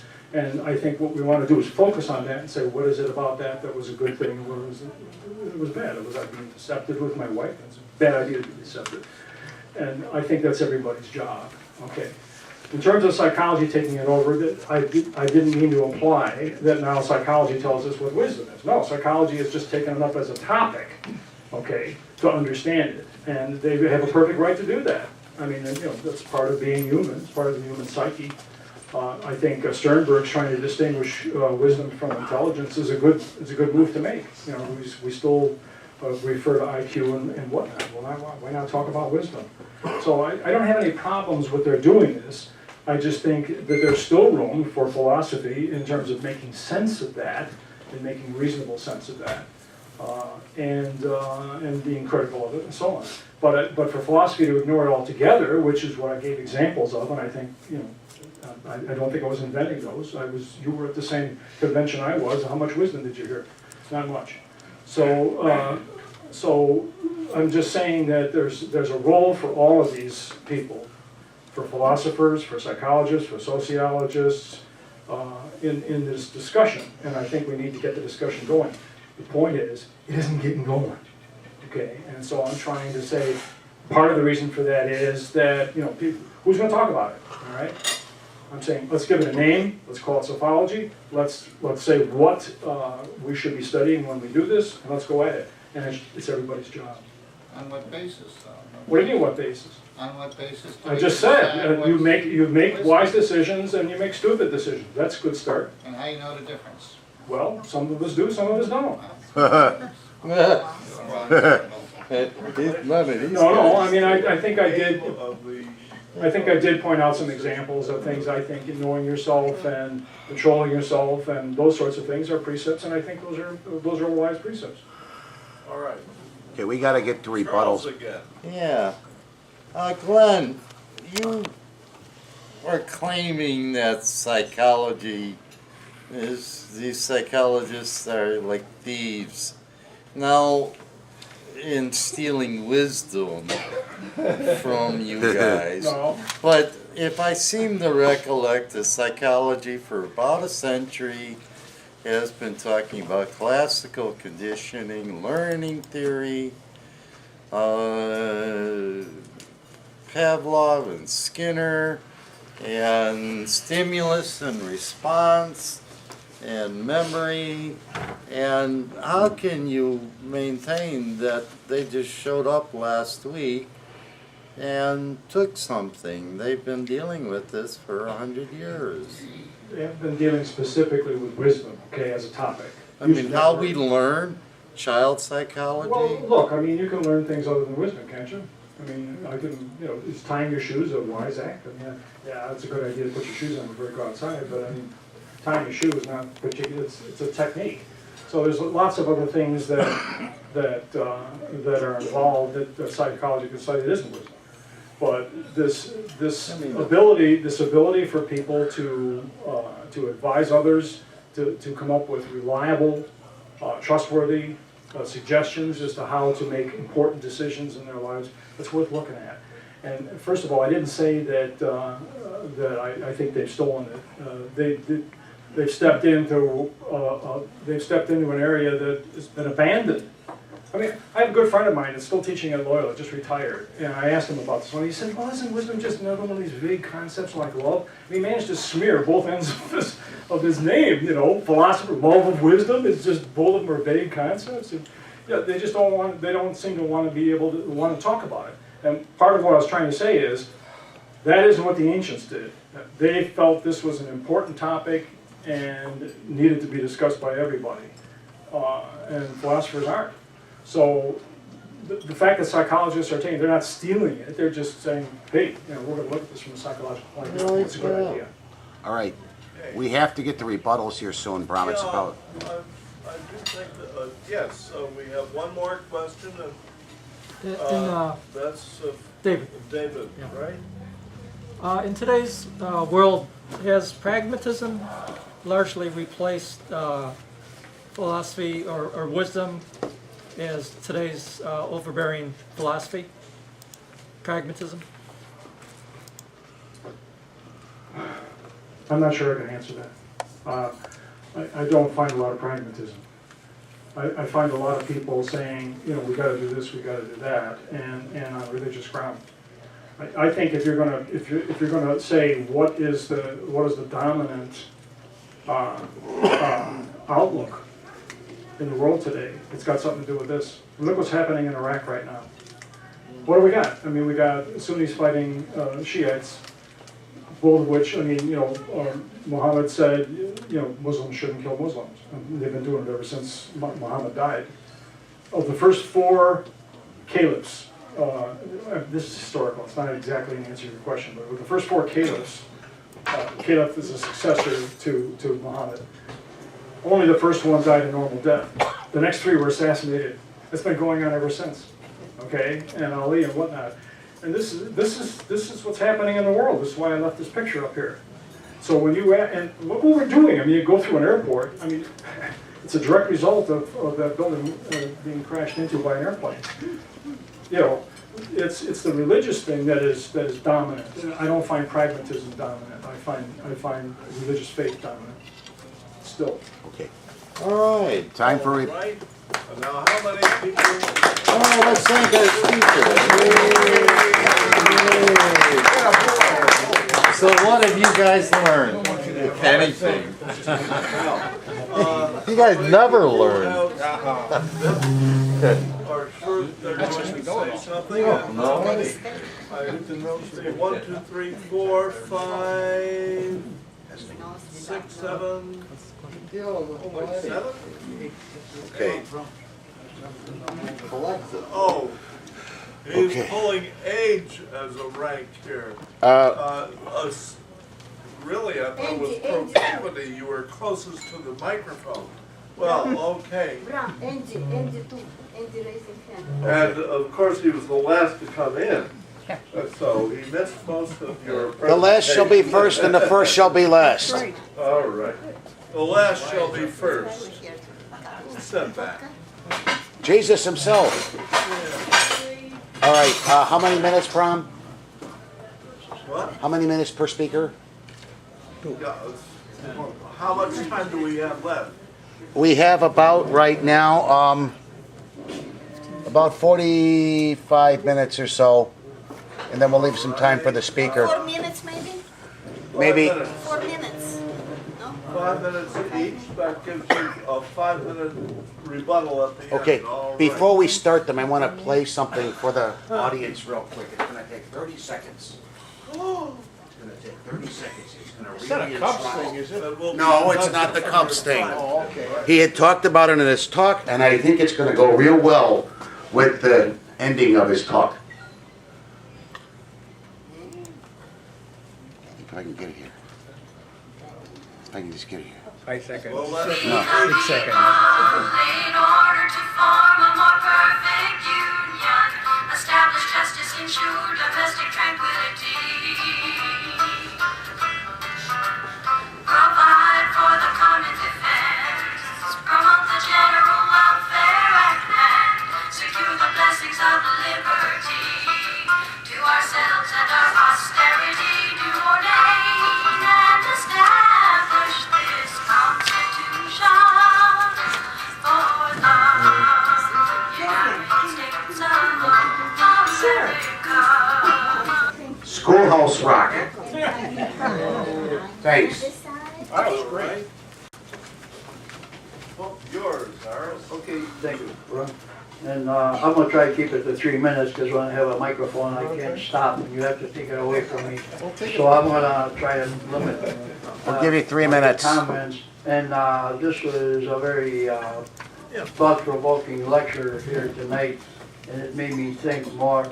And one thing that I'm thinking about now after looking at this picture of New York on September 11th, it's in a way very, very, very, very unbalanced, because it only shows one side. It shows what happened to 3,000 innocent people on September 11th, but there is no pictures up there of the men, women, and children being slaughtered every day. And these are innocent people also in the East Hemisphere. But I think philosophers, theologians, everybody in our society has very little concern about people in other nationalities, in other races, in other continents. And this is pathology, I think, that comes especially from our religion. And I'm going to limit my rebuttal to the religion. I don't see much wisdom in the Bible.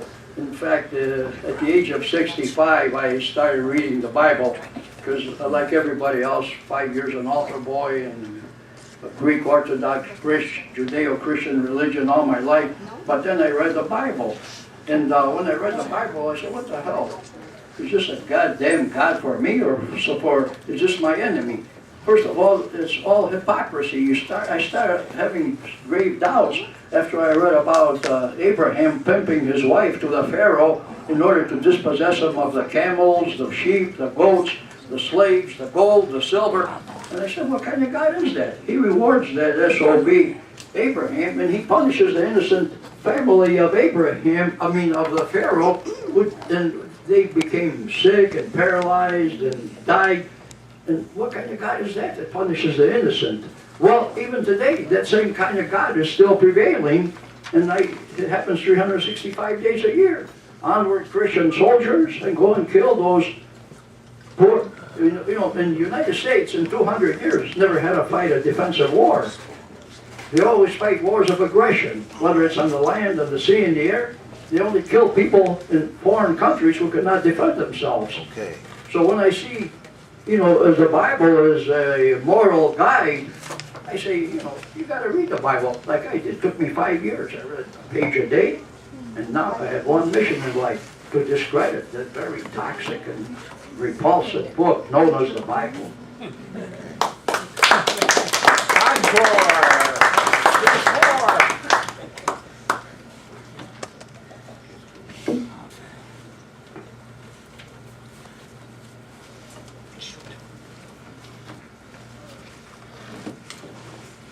Tight quarters.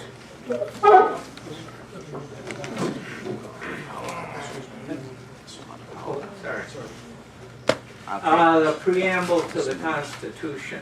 When I was in, I guess, grade school, we memorized that. But tonight's lecture makes me think that I didn't learn very much. I didn't get all that stuff out of the preamble, and I didn't really realize why the teacher was having us memorize that. So thank the speaker for that.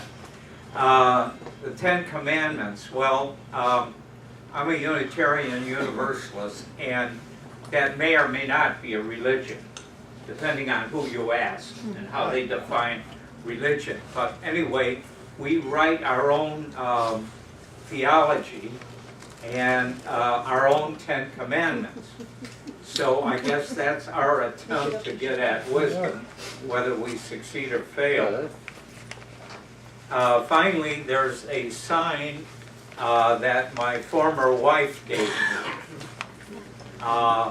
She did it in needlepoint. Unfortunately, I've lost this sign. Probably this is why. Here's what some of the sign said.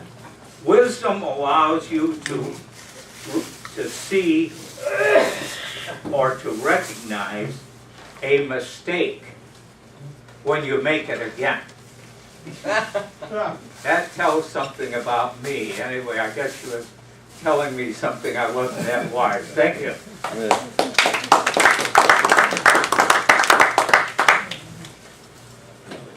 Take only what you earn. I thank our speaker. Typical of the college, I didn't understand most of it, but that's nothing unusual. I'm a political science student, and science should never be in that word, because I know a lot of PhDs in the field now who are professors, and not one of them knew that a guy with $200,000 from the Tea Party would take on the #2 Republican. They lost a lot of money on that. And by the way, for a dead Tea Party, it looked pretty good on the cheap, so watch out. They ain't dead yet. Ow. It doesn't matter, Charlie, because you don't vote for anybody important anyway.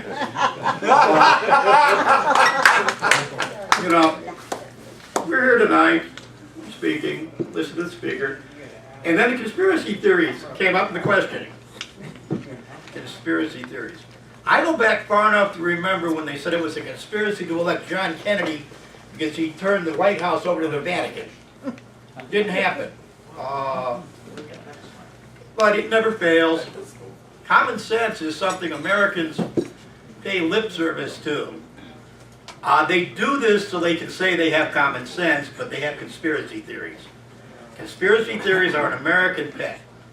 They never die, and it doesn't matter what is proven later. Then they deny the proof continuously. Doesn't matter which side you're on. Conspiracy theories, they never die. They're like chain letters used to be. Now, for philosophy, you got to remember those philosophers back in ancient Greece were from a society too that believed in war you took the enemy as slaves and you worked them to the death. They didn't give them back. These are the great philosophers from back then too, so be careful. After all, Atlantis hasn't risen again yet either. Whatever they were drinking or smoking back then, maybe we could use it and save some tax money.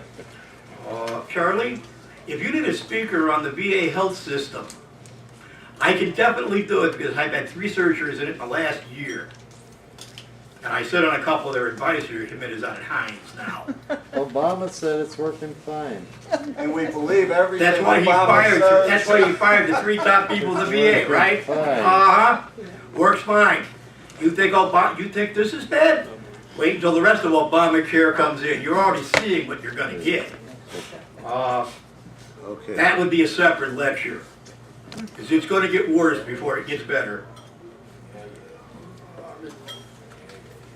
I'm a firm believer in conspiracy theories, by the way. I'm taking some heat off the speaker tonight anyway, because everybody in this room now hates me. I probably put a button on all of you. I do that quite a bit. It's actually fun. We know when you're Because at least it gets you to think. And that's all I've got to say.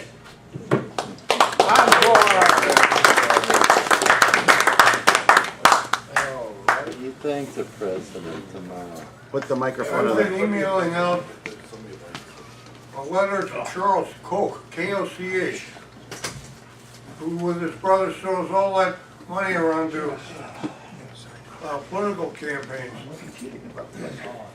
And it's on the difference between a free and a, quote, free market, which you guys don't seem to know too much about either. I don't know how many people do. Rather few people do. I've already mailed out some of them, emailed out some of them already, but there's plenty of room to go, and it overlaps a lot, at least touches upon a lot of what we heard tonight about wisdom.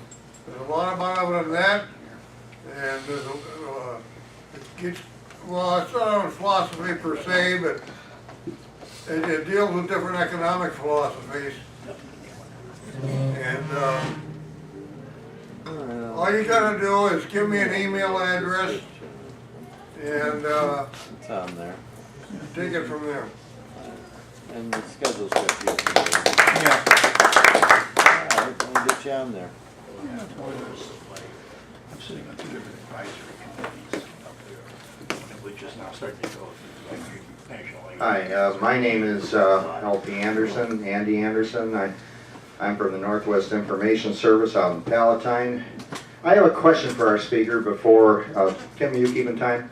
My timing device is kind of malfunctioning. We got 5 minutes each, right? Right. Okay, I'll watch it. I caught about the last half hour of your presentation, and I want to know specifically, are you familiar with generally the work of Bertrand Russell? Yes. Albert Einstein? You recognize him. Are you familiar with the work of David Ray Griffin or Eric Larson? Paul Craig Roberts? Peter Phillips? Jim Mars? Christina Borgeson? These names, none of these names ring a bell. Okay. The names I just cited are all giants in the field of investigative reporting and talking about how the media in America maintains ordinary, kind, decent people, well-educated people in a bubble of incredible ignorance. On July 19th, I'm going to be giving an updated presentation based on the Censored News series out of Sonoma State. And this book, Into the Buzzsaw, by Christina Borgeson, This is 18 stories of Pulitzer Prize winners who got fired one day and blackballed. Their careers went in the buzzsaw and they got shredded because they tried to report something that would have changed the political landscape in America if it was reported rather than intentionally blacked out. Paul Craig Roberts publishes he spent like 27 years in the government doing intelligence briefings and all kinds of other things. He wrote, this is a recent book of his, it's called How America Was Lost, From 9/11 to the Police/Warfare State. On page 422 of this book is November 20th, 2013 is the article he wrote, and he cited, this was published after December 13, it's recent, a lot of research has come to light. On the page 423, there is a photocopy of, for anybody that can read Arabic, they said please help with the original translation, but he gives you the English translation. This was published in one of the Middle Eastern papers and also reported on CNN on the day Osama bin Laden's funeral was held, December 15, 2001. Osama's been gone since a couple months after 9/11. The CIA knew it, the intelligence agencies knew it all over the world, but the American media has promoted the myth. Osama's going to kill your grandma if you don't vote for George Bush. And we got those terror alerts with Osama look-alike actors all through the Bush administration. People, they said one video analyst specialist said, isn't it amazing how Osama bin Laden got younger looking and heavier and better looking as he aged, because they were using different actors. The database on what happened, the picture that was up here, nothing about that picture is real except the smoke. Our speaker is absolutely right. They created a myth, but the myth wasn't created by 19 crazed Muslims flying airplanes. The myth was created by people who had been prepping the whole World Trade Center complex for demolition for over 7 years. It was a complex of buildings losing money, and they couldn't figure out how to demolish it without being sued for spreading asbestos dust all over lower Manhattan. So they came up with the idea when the Bush administration came along. They said, well, we need a motivational event, a new Pearl Harbor. So 9/11 was created to be our new Pearl Harbor. The forensic evidence has been published. There's no debate anymore about what happened in New York. And for an academic to continue to promote the fairy tale myth is what I call proof positive, a classic example of how our speaker gave us an example of how otherwise educated, well-spoken people can be terrifyingly uninformed, ignorant on certain major things where the media are promoting mythology in America, where we only have 5% of the world's people. You get outside of America, and other countries are in the process, if you didn't know, of filling out arrest warrants, swearing out arrest warrants for Bush, Cheney, Rumsfeld, Rice, Wolfowitz, the whole top cadre of people in the Bush administration that orchestrated 9/11 are considered international war criminals.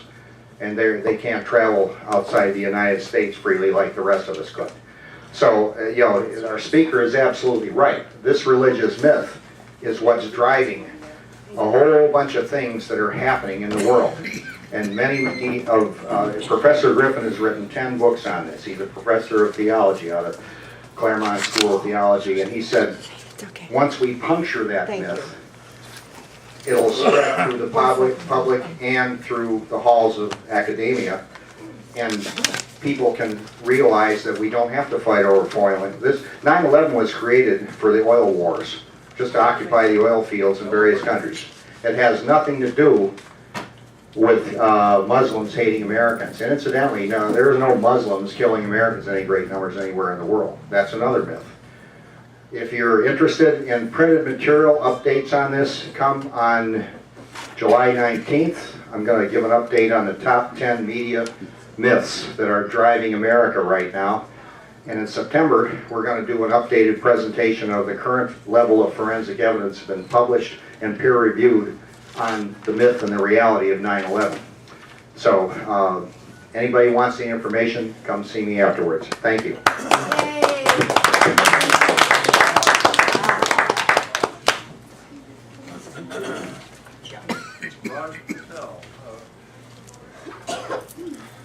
Before coming here, I checked the website and I went to, I didn't understand, so I went to your website.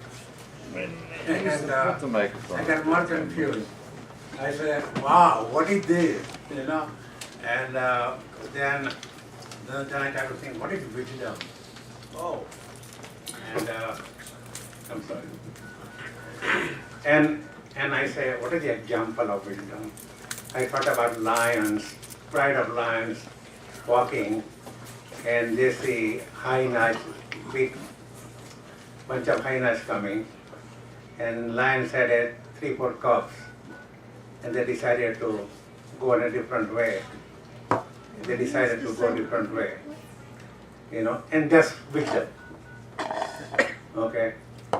Second example, Ronald Reagan and Thomas O'Neill, Democratic speaker. They disagreed everything, and they shout and scream at each other, and they fight and they get drunk and everything. But they came out with the decisions which were generally acceptable to their respective parties. And that's wisdom. The wisdom is that you have enough experience and enough knowledge in the subject area that the right solution comes to your mind and you present that. In my hometown, my uncle was a leader in arranging marriages, arranged marriages.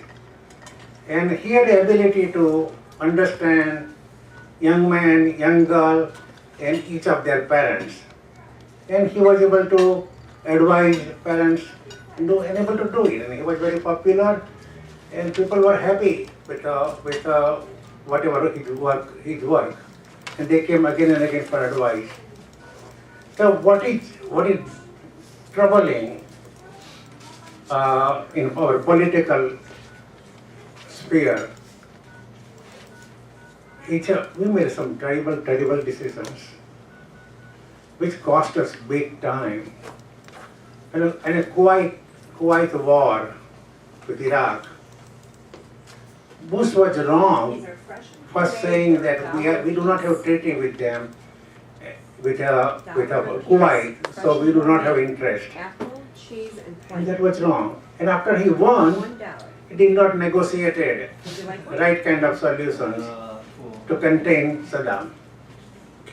Second war, then Osama bin Laden, after he attacked us,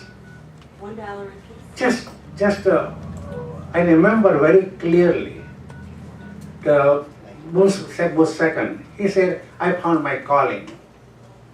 What the heck it is, what he found his calling.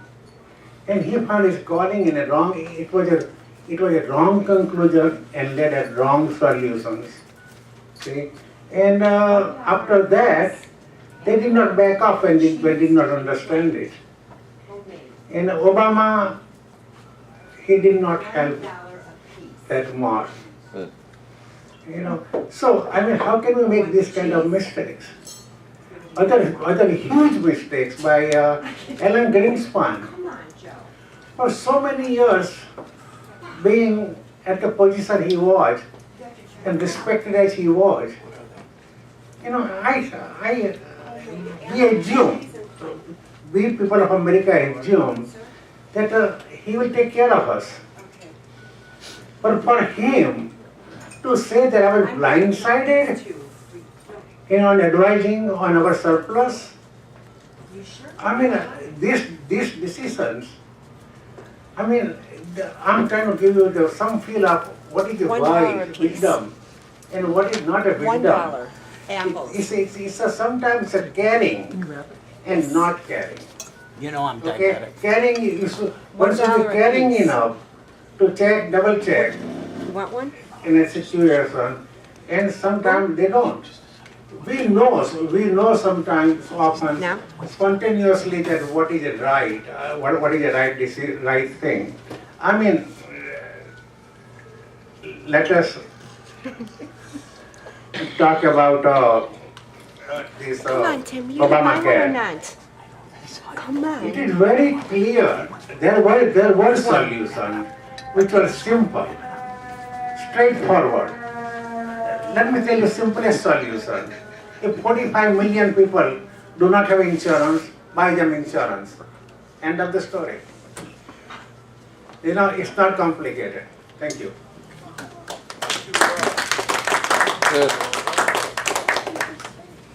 He was beating up on Obama. I want to thank the speaker. He was right on as far as preparing to write a book. That what he discussed here and the information he had, he'd probably be successful in writing the book. And if that was some of the material that he used for his PhD, then that's good. However, tonight, he didn't depart to me too much. And when he talked about wisdom and kind of separate wisdom from other words. And this can be done. I'm saying that if you want to do a thesis on that, oh, and by the way, I got a bachelor's degree in criminal/social justice. However, I like to call myself an amateur philosopher. And why I do that? Because I read that Maynard Hudson, he was maybe like 29 or 30 years old when he was the president of the University of Chicago. And his sidekick was on the thing here. Mortimer Adler, a philosopher right here in Chicago. And he did some serious work in philosophy, and I read a couple of his books. Now, philosophy started with logic. And if you, I mentioned them to get to this point. They came up with the great books of the Western world. And somebody told me that was 50, I can't remember that, that was a long time ago. It was 54 books that they, in the Old Testament, and Aristotle, Plato's Republic was one of them, Moby Dick and so forth and so on, was the books that they recommended. And the president of the University of Chicago said, well, listen, if you read these books, you don't have to come here and pass a test to get in my school. If you read these books and you do it successfully, sorry, then you get your degree, undergraduate degree. Now, well, guess what?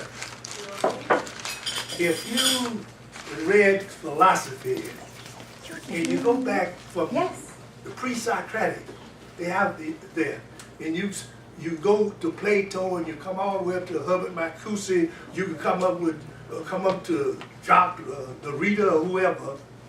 I'm telling you, and not just that, but that's where I got my start. Because when I picked up the psychology book and I read that, these people was making sense to me, and they was quite eloquent, and they was intelligent. And guess what? None of them said, "Oh, I got the else. I know what's happening after me. It's nothing else." Every philosopher said something. There was another philosopher pointing out some things that he didn't back up logically, or didn't back up because he left it out. And they wasn't carbon copies after one another. And they didn't pull pistols on one another when they disagreed and so forth and so on.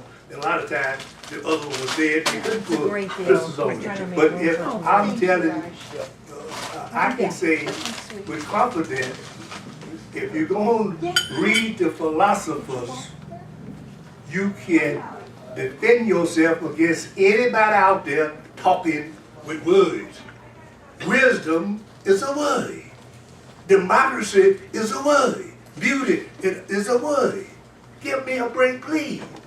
And when they started talking about idols, Einstein, this guy, my daddy can whoop your daddy, and all that, what's the word in anthropology, citric, ethnocentrism. You know, oh, my religion is better than yours, my government is better than yours. Well, listen, philosophy will give you the knowledge to resist that, and you can debate him on it, and you can win that debate as far as the truth will allow you to go with that debate in a system. But now if you're going to start talking about who is the genius, and so-and-so is this and that, well, I can say like I always say, ain't nobody got the answer. And that's what I like about philosophers. Philosophy ain't come out talking about this is the end of it and so forth and so on. It's an ongoing. It's a seeking of knowledge. It's a seeking of wisdom. It's a seeking of the truth. That's all it is. Because man is limited and ain't no goddamn man on earth got the fucking answer. And the philosophers never put their ass out there like they got the answer. Always somebody else and so forth and so on. Well, I got news. When I read the philosopher, starting with the pre-Socratic and all the way up to Herbert Marcuse, he mentioned Carl Jasper, I done covered all of them. And guess what? They were talking. Guess what? I liked them because they was intelligent. Guess what? They had a sensible, structured argument there that made sense to me. Did they convert me? For instance, Thomas Aquinas, St. Anselm, St. Augustine, the Old Testament. I read it. I'm an atheist. Did those books convert me to Christianity or Judaism? No. What it did for me, it gave me the strength to evaluate them. And guess what? When I evaluate them, they are who they are, and I'm who I am. I'm the last arbiter. When I covered all of them, I'm the one making the decision. Thank you. And I got as much ability to arrive at a conclusion that is good enough for me. Me, period. Because I'm in the vision, everybody else is in the vision. And it's time to conclude because you're out of time. And that's all you can do. Be yourself. Be yourself. Be yourself. Like me. Okay. 5 minutes. Be yourself. Good evening, I'm David Travis. I'd like to make a point of clarification here. Nowhere in the Bible does it say that Abraham tempted his wife Esther. Sarah. Sarah. Abraham was approached by some men, so the story goes, and out of fear that they were going to kill him, he said that she was his sister. They took her with them, and I think it was the Pharaoh that wanted to take her as his wife. And according to the story, God came to him and told him, "Do not touch this woman. She is the wife of Abraham." The man sought out Abraham and demanded to know why he didn't tell him, why he lied and said she was not that she was his sister. And Abraham said, she is the daughter of my father, but not the daughter of my mother. So she is my sister, and she is also my wife.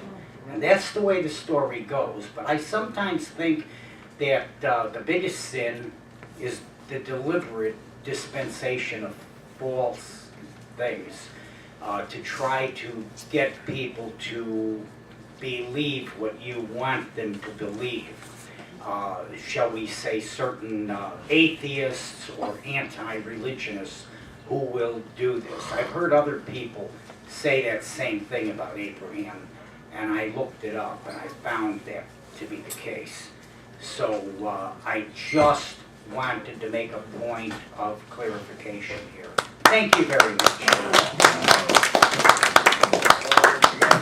Oh, we got a hope for all of it. Go ahead. Karen, your My name is Li Ping-Yuan. It's just a quick question instead of a rebuttal. I just thought about the wisdom. The speaker mentioned wisdom. It's something high up and something good, something people should look for. I just wonder, can we put another words in front of the wisdom, like business wisdom or political wisdom or some social wisdom, or then they put some negative tune on the wisdom, and if you are really politically smart and wise and then very successful, is that always good for the whole society, for the whole planet, and so on?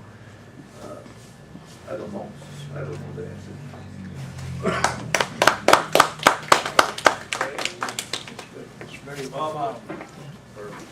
I'm sure because some of these comments are pretty irrelevant. They're mostly about politics and talks and Obamacare. I don't see what the heck that has to do with wisdom, but it's a huge I mean, I'm not saying it's not wise. I'm just saying Obamacare is not a topic of wisdom whatsoever. You know, I don't know why people want to talk about this stuff. It's obviously not the topic. It gets worse. Yeah, but it is a huge topic, wisdom, no doubt about it. It has many, many factors in it.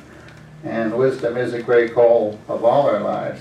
It's only one of the many goals that philosophy gives our lives as a whole, if you care about that. Many people don't, you know, but I'm just happy to get by the next day. But there's many other goals of philosophy, like integrity, identity, ethics, justice, freedom. But wisdom is a big one.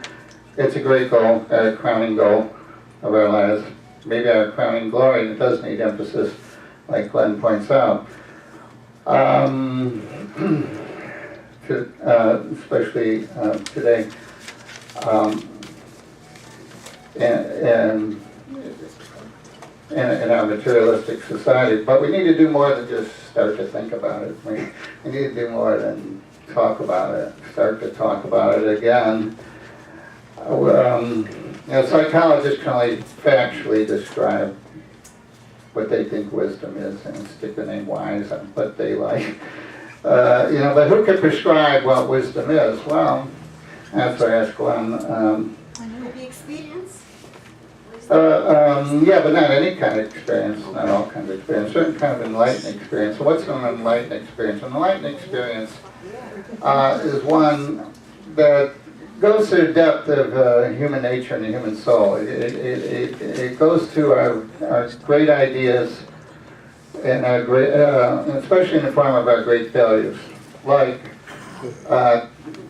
goodness, justice, beauty, truth, love.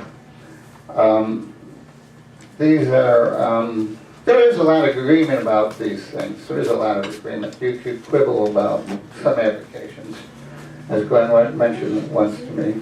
1 second. But we take this time, I'm sorry, we should take this thinking, Did I give you a check? always emphasizing deep values,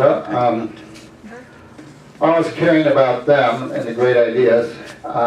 The other part of philosophy's name is the love of wisdom. I think love is very important in caring, and if you do that, then you apply this to our experience, to our daily experience, to try and elevate it and transcend it beyond materialism, beyond the pragmatism of our society, and the blind faith you find in many religions, especially in the Far East. And it would be easy to say that 9/11 is just, yeah, it's just wrong, immoral, and it's not wise, and it's totally foolish.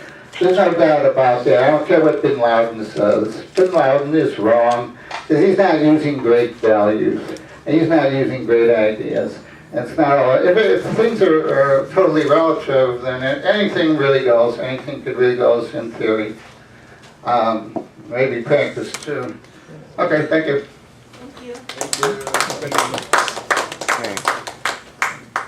Make it All quick. right. Oh, come on, I'm weak. I'm falling asleep here. Let's thank our speaker for a fine initial thing.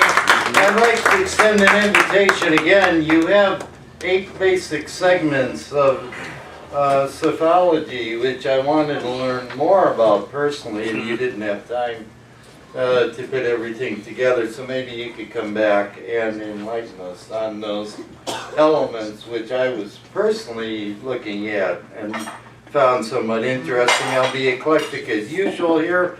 According to Andy, 9/11 is a phony fabricated events.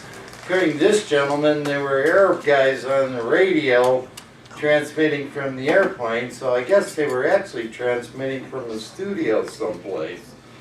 But I guess we'll find out when Annie talks about this. Let's see, regarding, then again, I want to remind you that we're having a topic on human nature here, which I do not believe in personally, that there's such a thing as human nature, because that would mean that I would have shared attributes with somebody like Sophology, which is impossible. We have nothing in common here.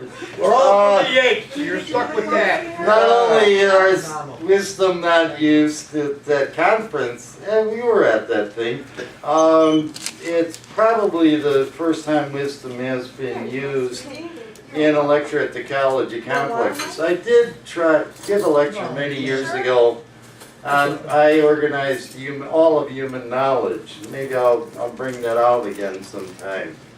But I organized, by the way, librarians, since we're custodians of all accumulated human wisdom, that must mean we've got some central focus, guys like me, in terms of human wisdom. But I'll leave that one alone. Religion has nothing to do with wisdom whatsoever. It's truth by revelation, whatever revelation is, I don't know. Some people claim to have them. We have no way to verify that. Regarding the scriptures that have been over this, they're largely folk tales and poetry, and I don't see any reason to piece it apart. I've been over it. I think wisdom always has been an appropriate subject matter for psychology. It's how young started out is how children learn from their parents, or why they learn to do the formative things of that nature. It gets into physiological psychology, even the synaptic actions of the brain. How we arrive at memory and things of that nature. So I don't think they've, in fact, I don't know if they quite are guilty of stealing anything here. Regarding the Boy Scouts, I don't know why you have to be so cautious about that. I think the Boy Scouts should be disbanded entirely. They only try to make little toy soldiers to join Joe Soper's army. In the War Resisters League, we try to get ROTC out of the high school. We got literature and campaigns on how to do that. The Boy Scouts also are affiliated with the NRA, so if you want to have your kids know how to use guns and shoot each other, put them in the Boy Scouts, you know. The 10 Commandments, Lee Hubble, the regular attendee at the college here, some of you may remember, he revised the original 10 Commandments to correct their flaws. Upon doing so, he found the necessity and he wrote 10 additional ones. So maybe I can find that someplace. Let's say here, last of all, regarding wisdom, it's always amazed me that some people can attend the college complex sometimes for decades at a time and emerge exactly the way they were when they started. Whatsoever. You're living proof, Charlie. Up words, You made up a term called sophology. I used to do this all the time and pepper my documents at work, but I've often been using a word, perhaps not here, called gibberosity for much of what I hear at the college complexes. But thank you very much. Maybe the more appropriate term is nitwittery.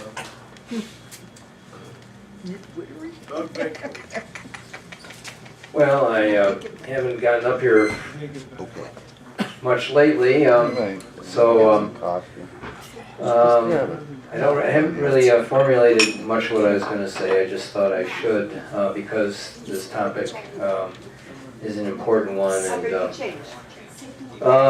certainly I've thought that I had a love of wisdom or was seeking truth or wisdom during my life.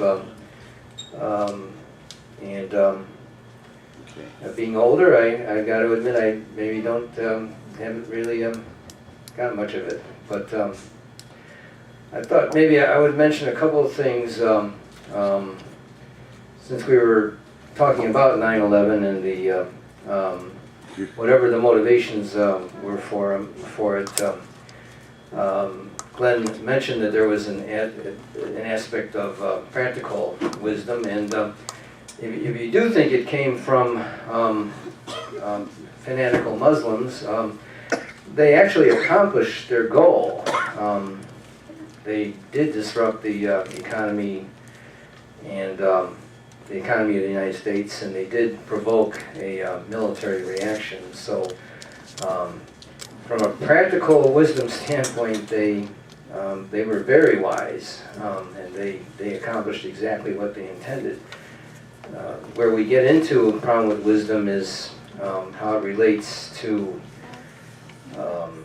everything else. If it's a wisdom in making decisions of how we perform in our daily lives, or how we can achieve things, there's still a lot of investigation to be done. But I do applaud Glenn very much for putting his thoughts together and having an extremely good outline here, and working on this book. And I'm looking forward to seeing the film here, and maybe delving into this some more, and maybe having a better coherent view myself. I once wrote a play, seems like ages ago, where the main character was a computer program which was written as to attempt to get artificial intelligence working. And the computer program was named Socrates, and the gentleman who wrote it was one of these entrepreneurs, very arrogant, and thought it more in the sense of the computer program was going to solve a lot of practical problems, but the computer program did try to emulate the original Socrates, and arrived at decisions that it made, which involved it sacrificing itself basically on behalf of humanity because of all of the dilemmas, global possible catastrophes, especially related to the environment. So that was, well, just an aspect of something that I cooked up a while ago that had to do with possible aspects of wisdom. Anyway, I'm going to quit before I start mumbling or something. All right, speaker gets the last word. It's now 9 o'clock. We've been timing, but some people were a little bit more liberal in their usage. So, well, if it's quick, would you mind giving him about a minute or two? All right, I'll give you a minute. Yeah. Wake up next time. Put down that self-edited, yeah. You're reading your emails, yeah. Just real quick. Yeah, oh, no, I want to speak. Real late. I know most people probably realize this, but since 9/11 was brought up here, and I was trying to remember what you said about it. I missed most of your presentation. And I believe you said there was some kind of wisdom as in this is a historical event. But if you could explain that one more time. My take on 9/11, and I don't agree with what happened, was it wasn't Muslim fanatic. It wasn't a Muslim fanatic thing. It was an American domination, imperialism of the business world, international business world, of the military imperialism. Of course, they picked two locations. The representative of the World Trade Center, the representation of Wall Street and globalization, and the Pentagon, representing America's domination of the world military. So, you know, I got that point from them, and I think the media didn't, or they deliberately don't go there. And so that's my point. I just think if they would have done that on a Sunday instead of a Tuesday and killed probably still some people, but not 3,000, they might have had more Press coverage. well, no, they would have had some sympathy. But that's my why? point. Okay. Isn't it on Sunday? Speaker gets the final word. Tuesday, right? Yeah, what difference does it matter what day they do it? Sunday, nobody would have been there. Okay. Oh, then it's okay. It's okay. I kill people on Sunday. I hope that you will be coming next week to hear about the wisdom of the Old Testament and how it is realized for some in the New Testament. When we hear from Mr. Friedman about being Jewish and Christian. All right. All right, speaker gets the last word. Okay, the last word's gotta be thank you. Just a couple things. The book's a lot harder to write than I originally thought. I thought I could just take the PowerPoint slides, which I want to encourage you, if you want to look at those things, they are on the website, on the Sophology group, the Yahoo Sophology group. And the website itself needs a lot of revision. I've done a lot of thinking since then, and it's just that I'm not real good at getting on and revising the website. But the book is difficult, and after this meeting tonight, I have to tell you, I can see that I got my work cut out for me. I mean, it's just, it's interesting to hear these different points of view. I'm not going to try to rebut anything. I'm not a conspiracy theorist, and I'm very skeptical about those things. The reason I put the 9/11 picture up there is because I think it's so iconic. Whether or not, how you interpret, I wanted to find out what you thought. I mean, it was your perception of it, is that I was really kind of aiming at it. I wasn't trying to make any judgment about it. Also, I just want to re-emphasize, I'm not trying to set myself up as any kind of an authority. I think, I want to say again, wisdom is everybody's business. It's in the common domain. It's in the public domain. My problem is, it is not being treated that way at all. And I'm grateful for the opportunity to get up and try to say, you know what, we all need to start thinking about this. What is the basis on which we make our decisions? And I think for all of you to reflect on that is worth doing. It is worth doing. What is it on the grounds of what? What do you turn to say, you know what, this is the final thing? Those people, whoever they were that flew those planes, you have to admit, they flew them deliberately into the building. I mean, whether the building came down for other reasons or whatever. They were doing this because that was the meaning of their lives in some way. And so when you ask the meaning of life question, which is one of the big wisdom questions, the meaning of life, you do it in such a way as you say, what's the equivalent to life itself? In other words, what's worth dying for? And that is, that is the question that Socrates raised in the Phaedo, okay? And it's a common, theme that runs throughout all of this stuff, is when you say, what's the meaning of life? It's what are you willing to give it up for? What value has that an equivalence You'd have to ask that question to the people that flew those planes in the building. And my own hunch is that they thought they were going to go straight up to heaven and greet Allah. And I think maybe Allah, I'm hoping that Allah had some nasty things to say to them because he had, he's going to say, no, whatever. But the point is that that's what they consider the equivalent to life itself. And we have to ask ourselves, what are we willing to die for? I think that's a very serious question. But I think it's also a serious question of what are the grounds on which we decide the important things in our lives worth living for. And that's what I think wisdom is all about. So I want to thank you all again. I appreciate the opportunity to talk to you. Thank you. Yeah, I will. No problem. Next thing you rush.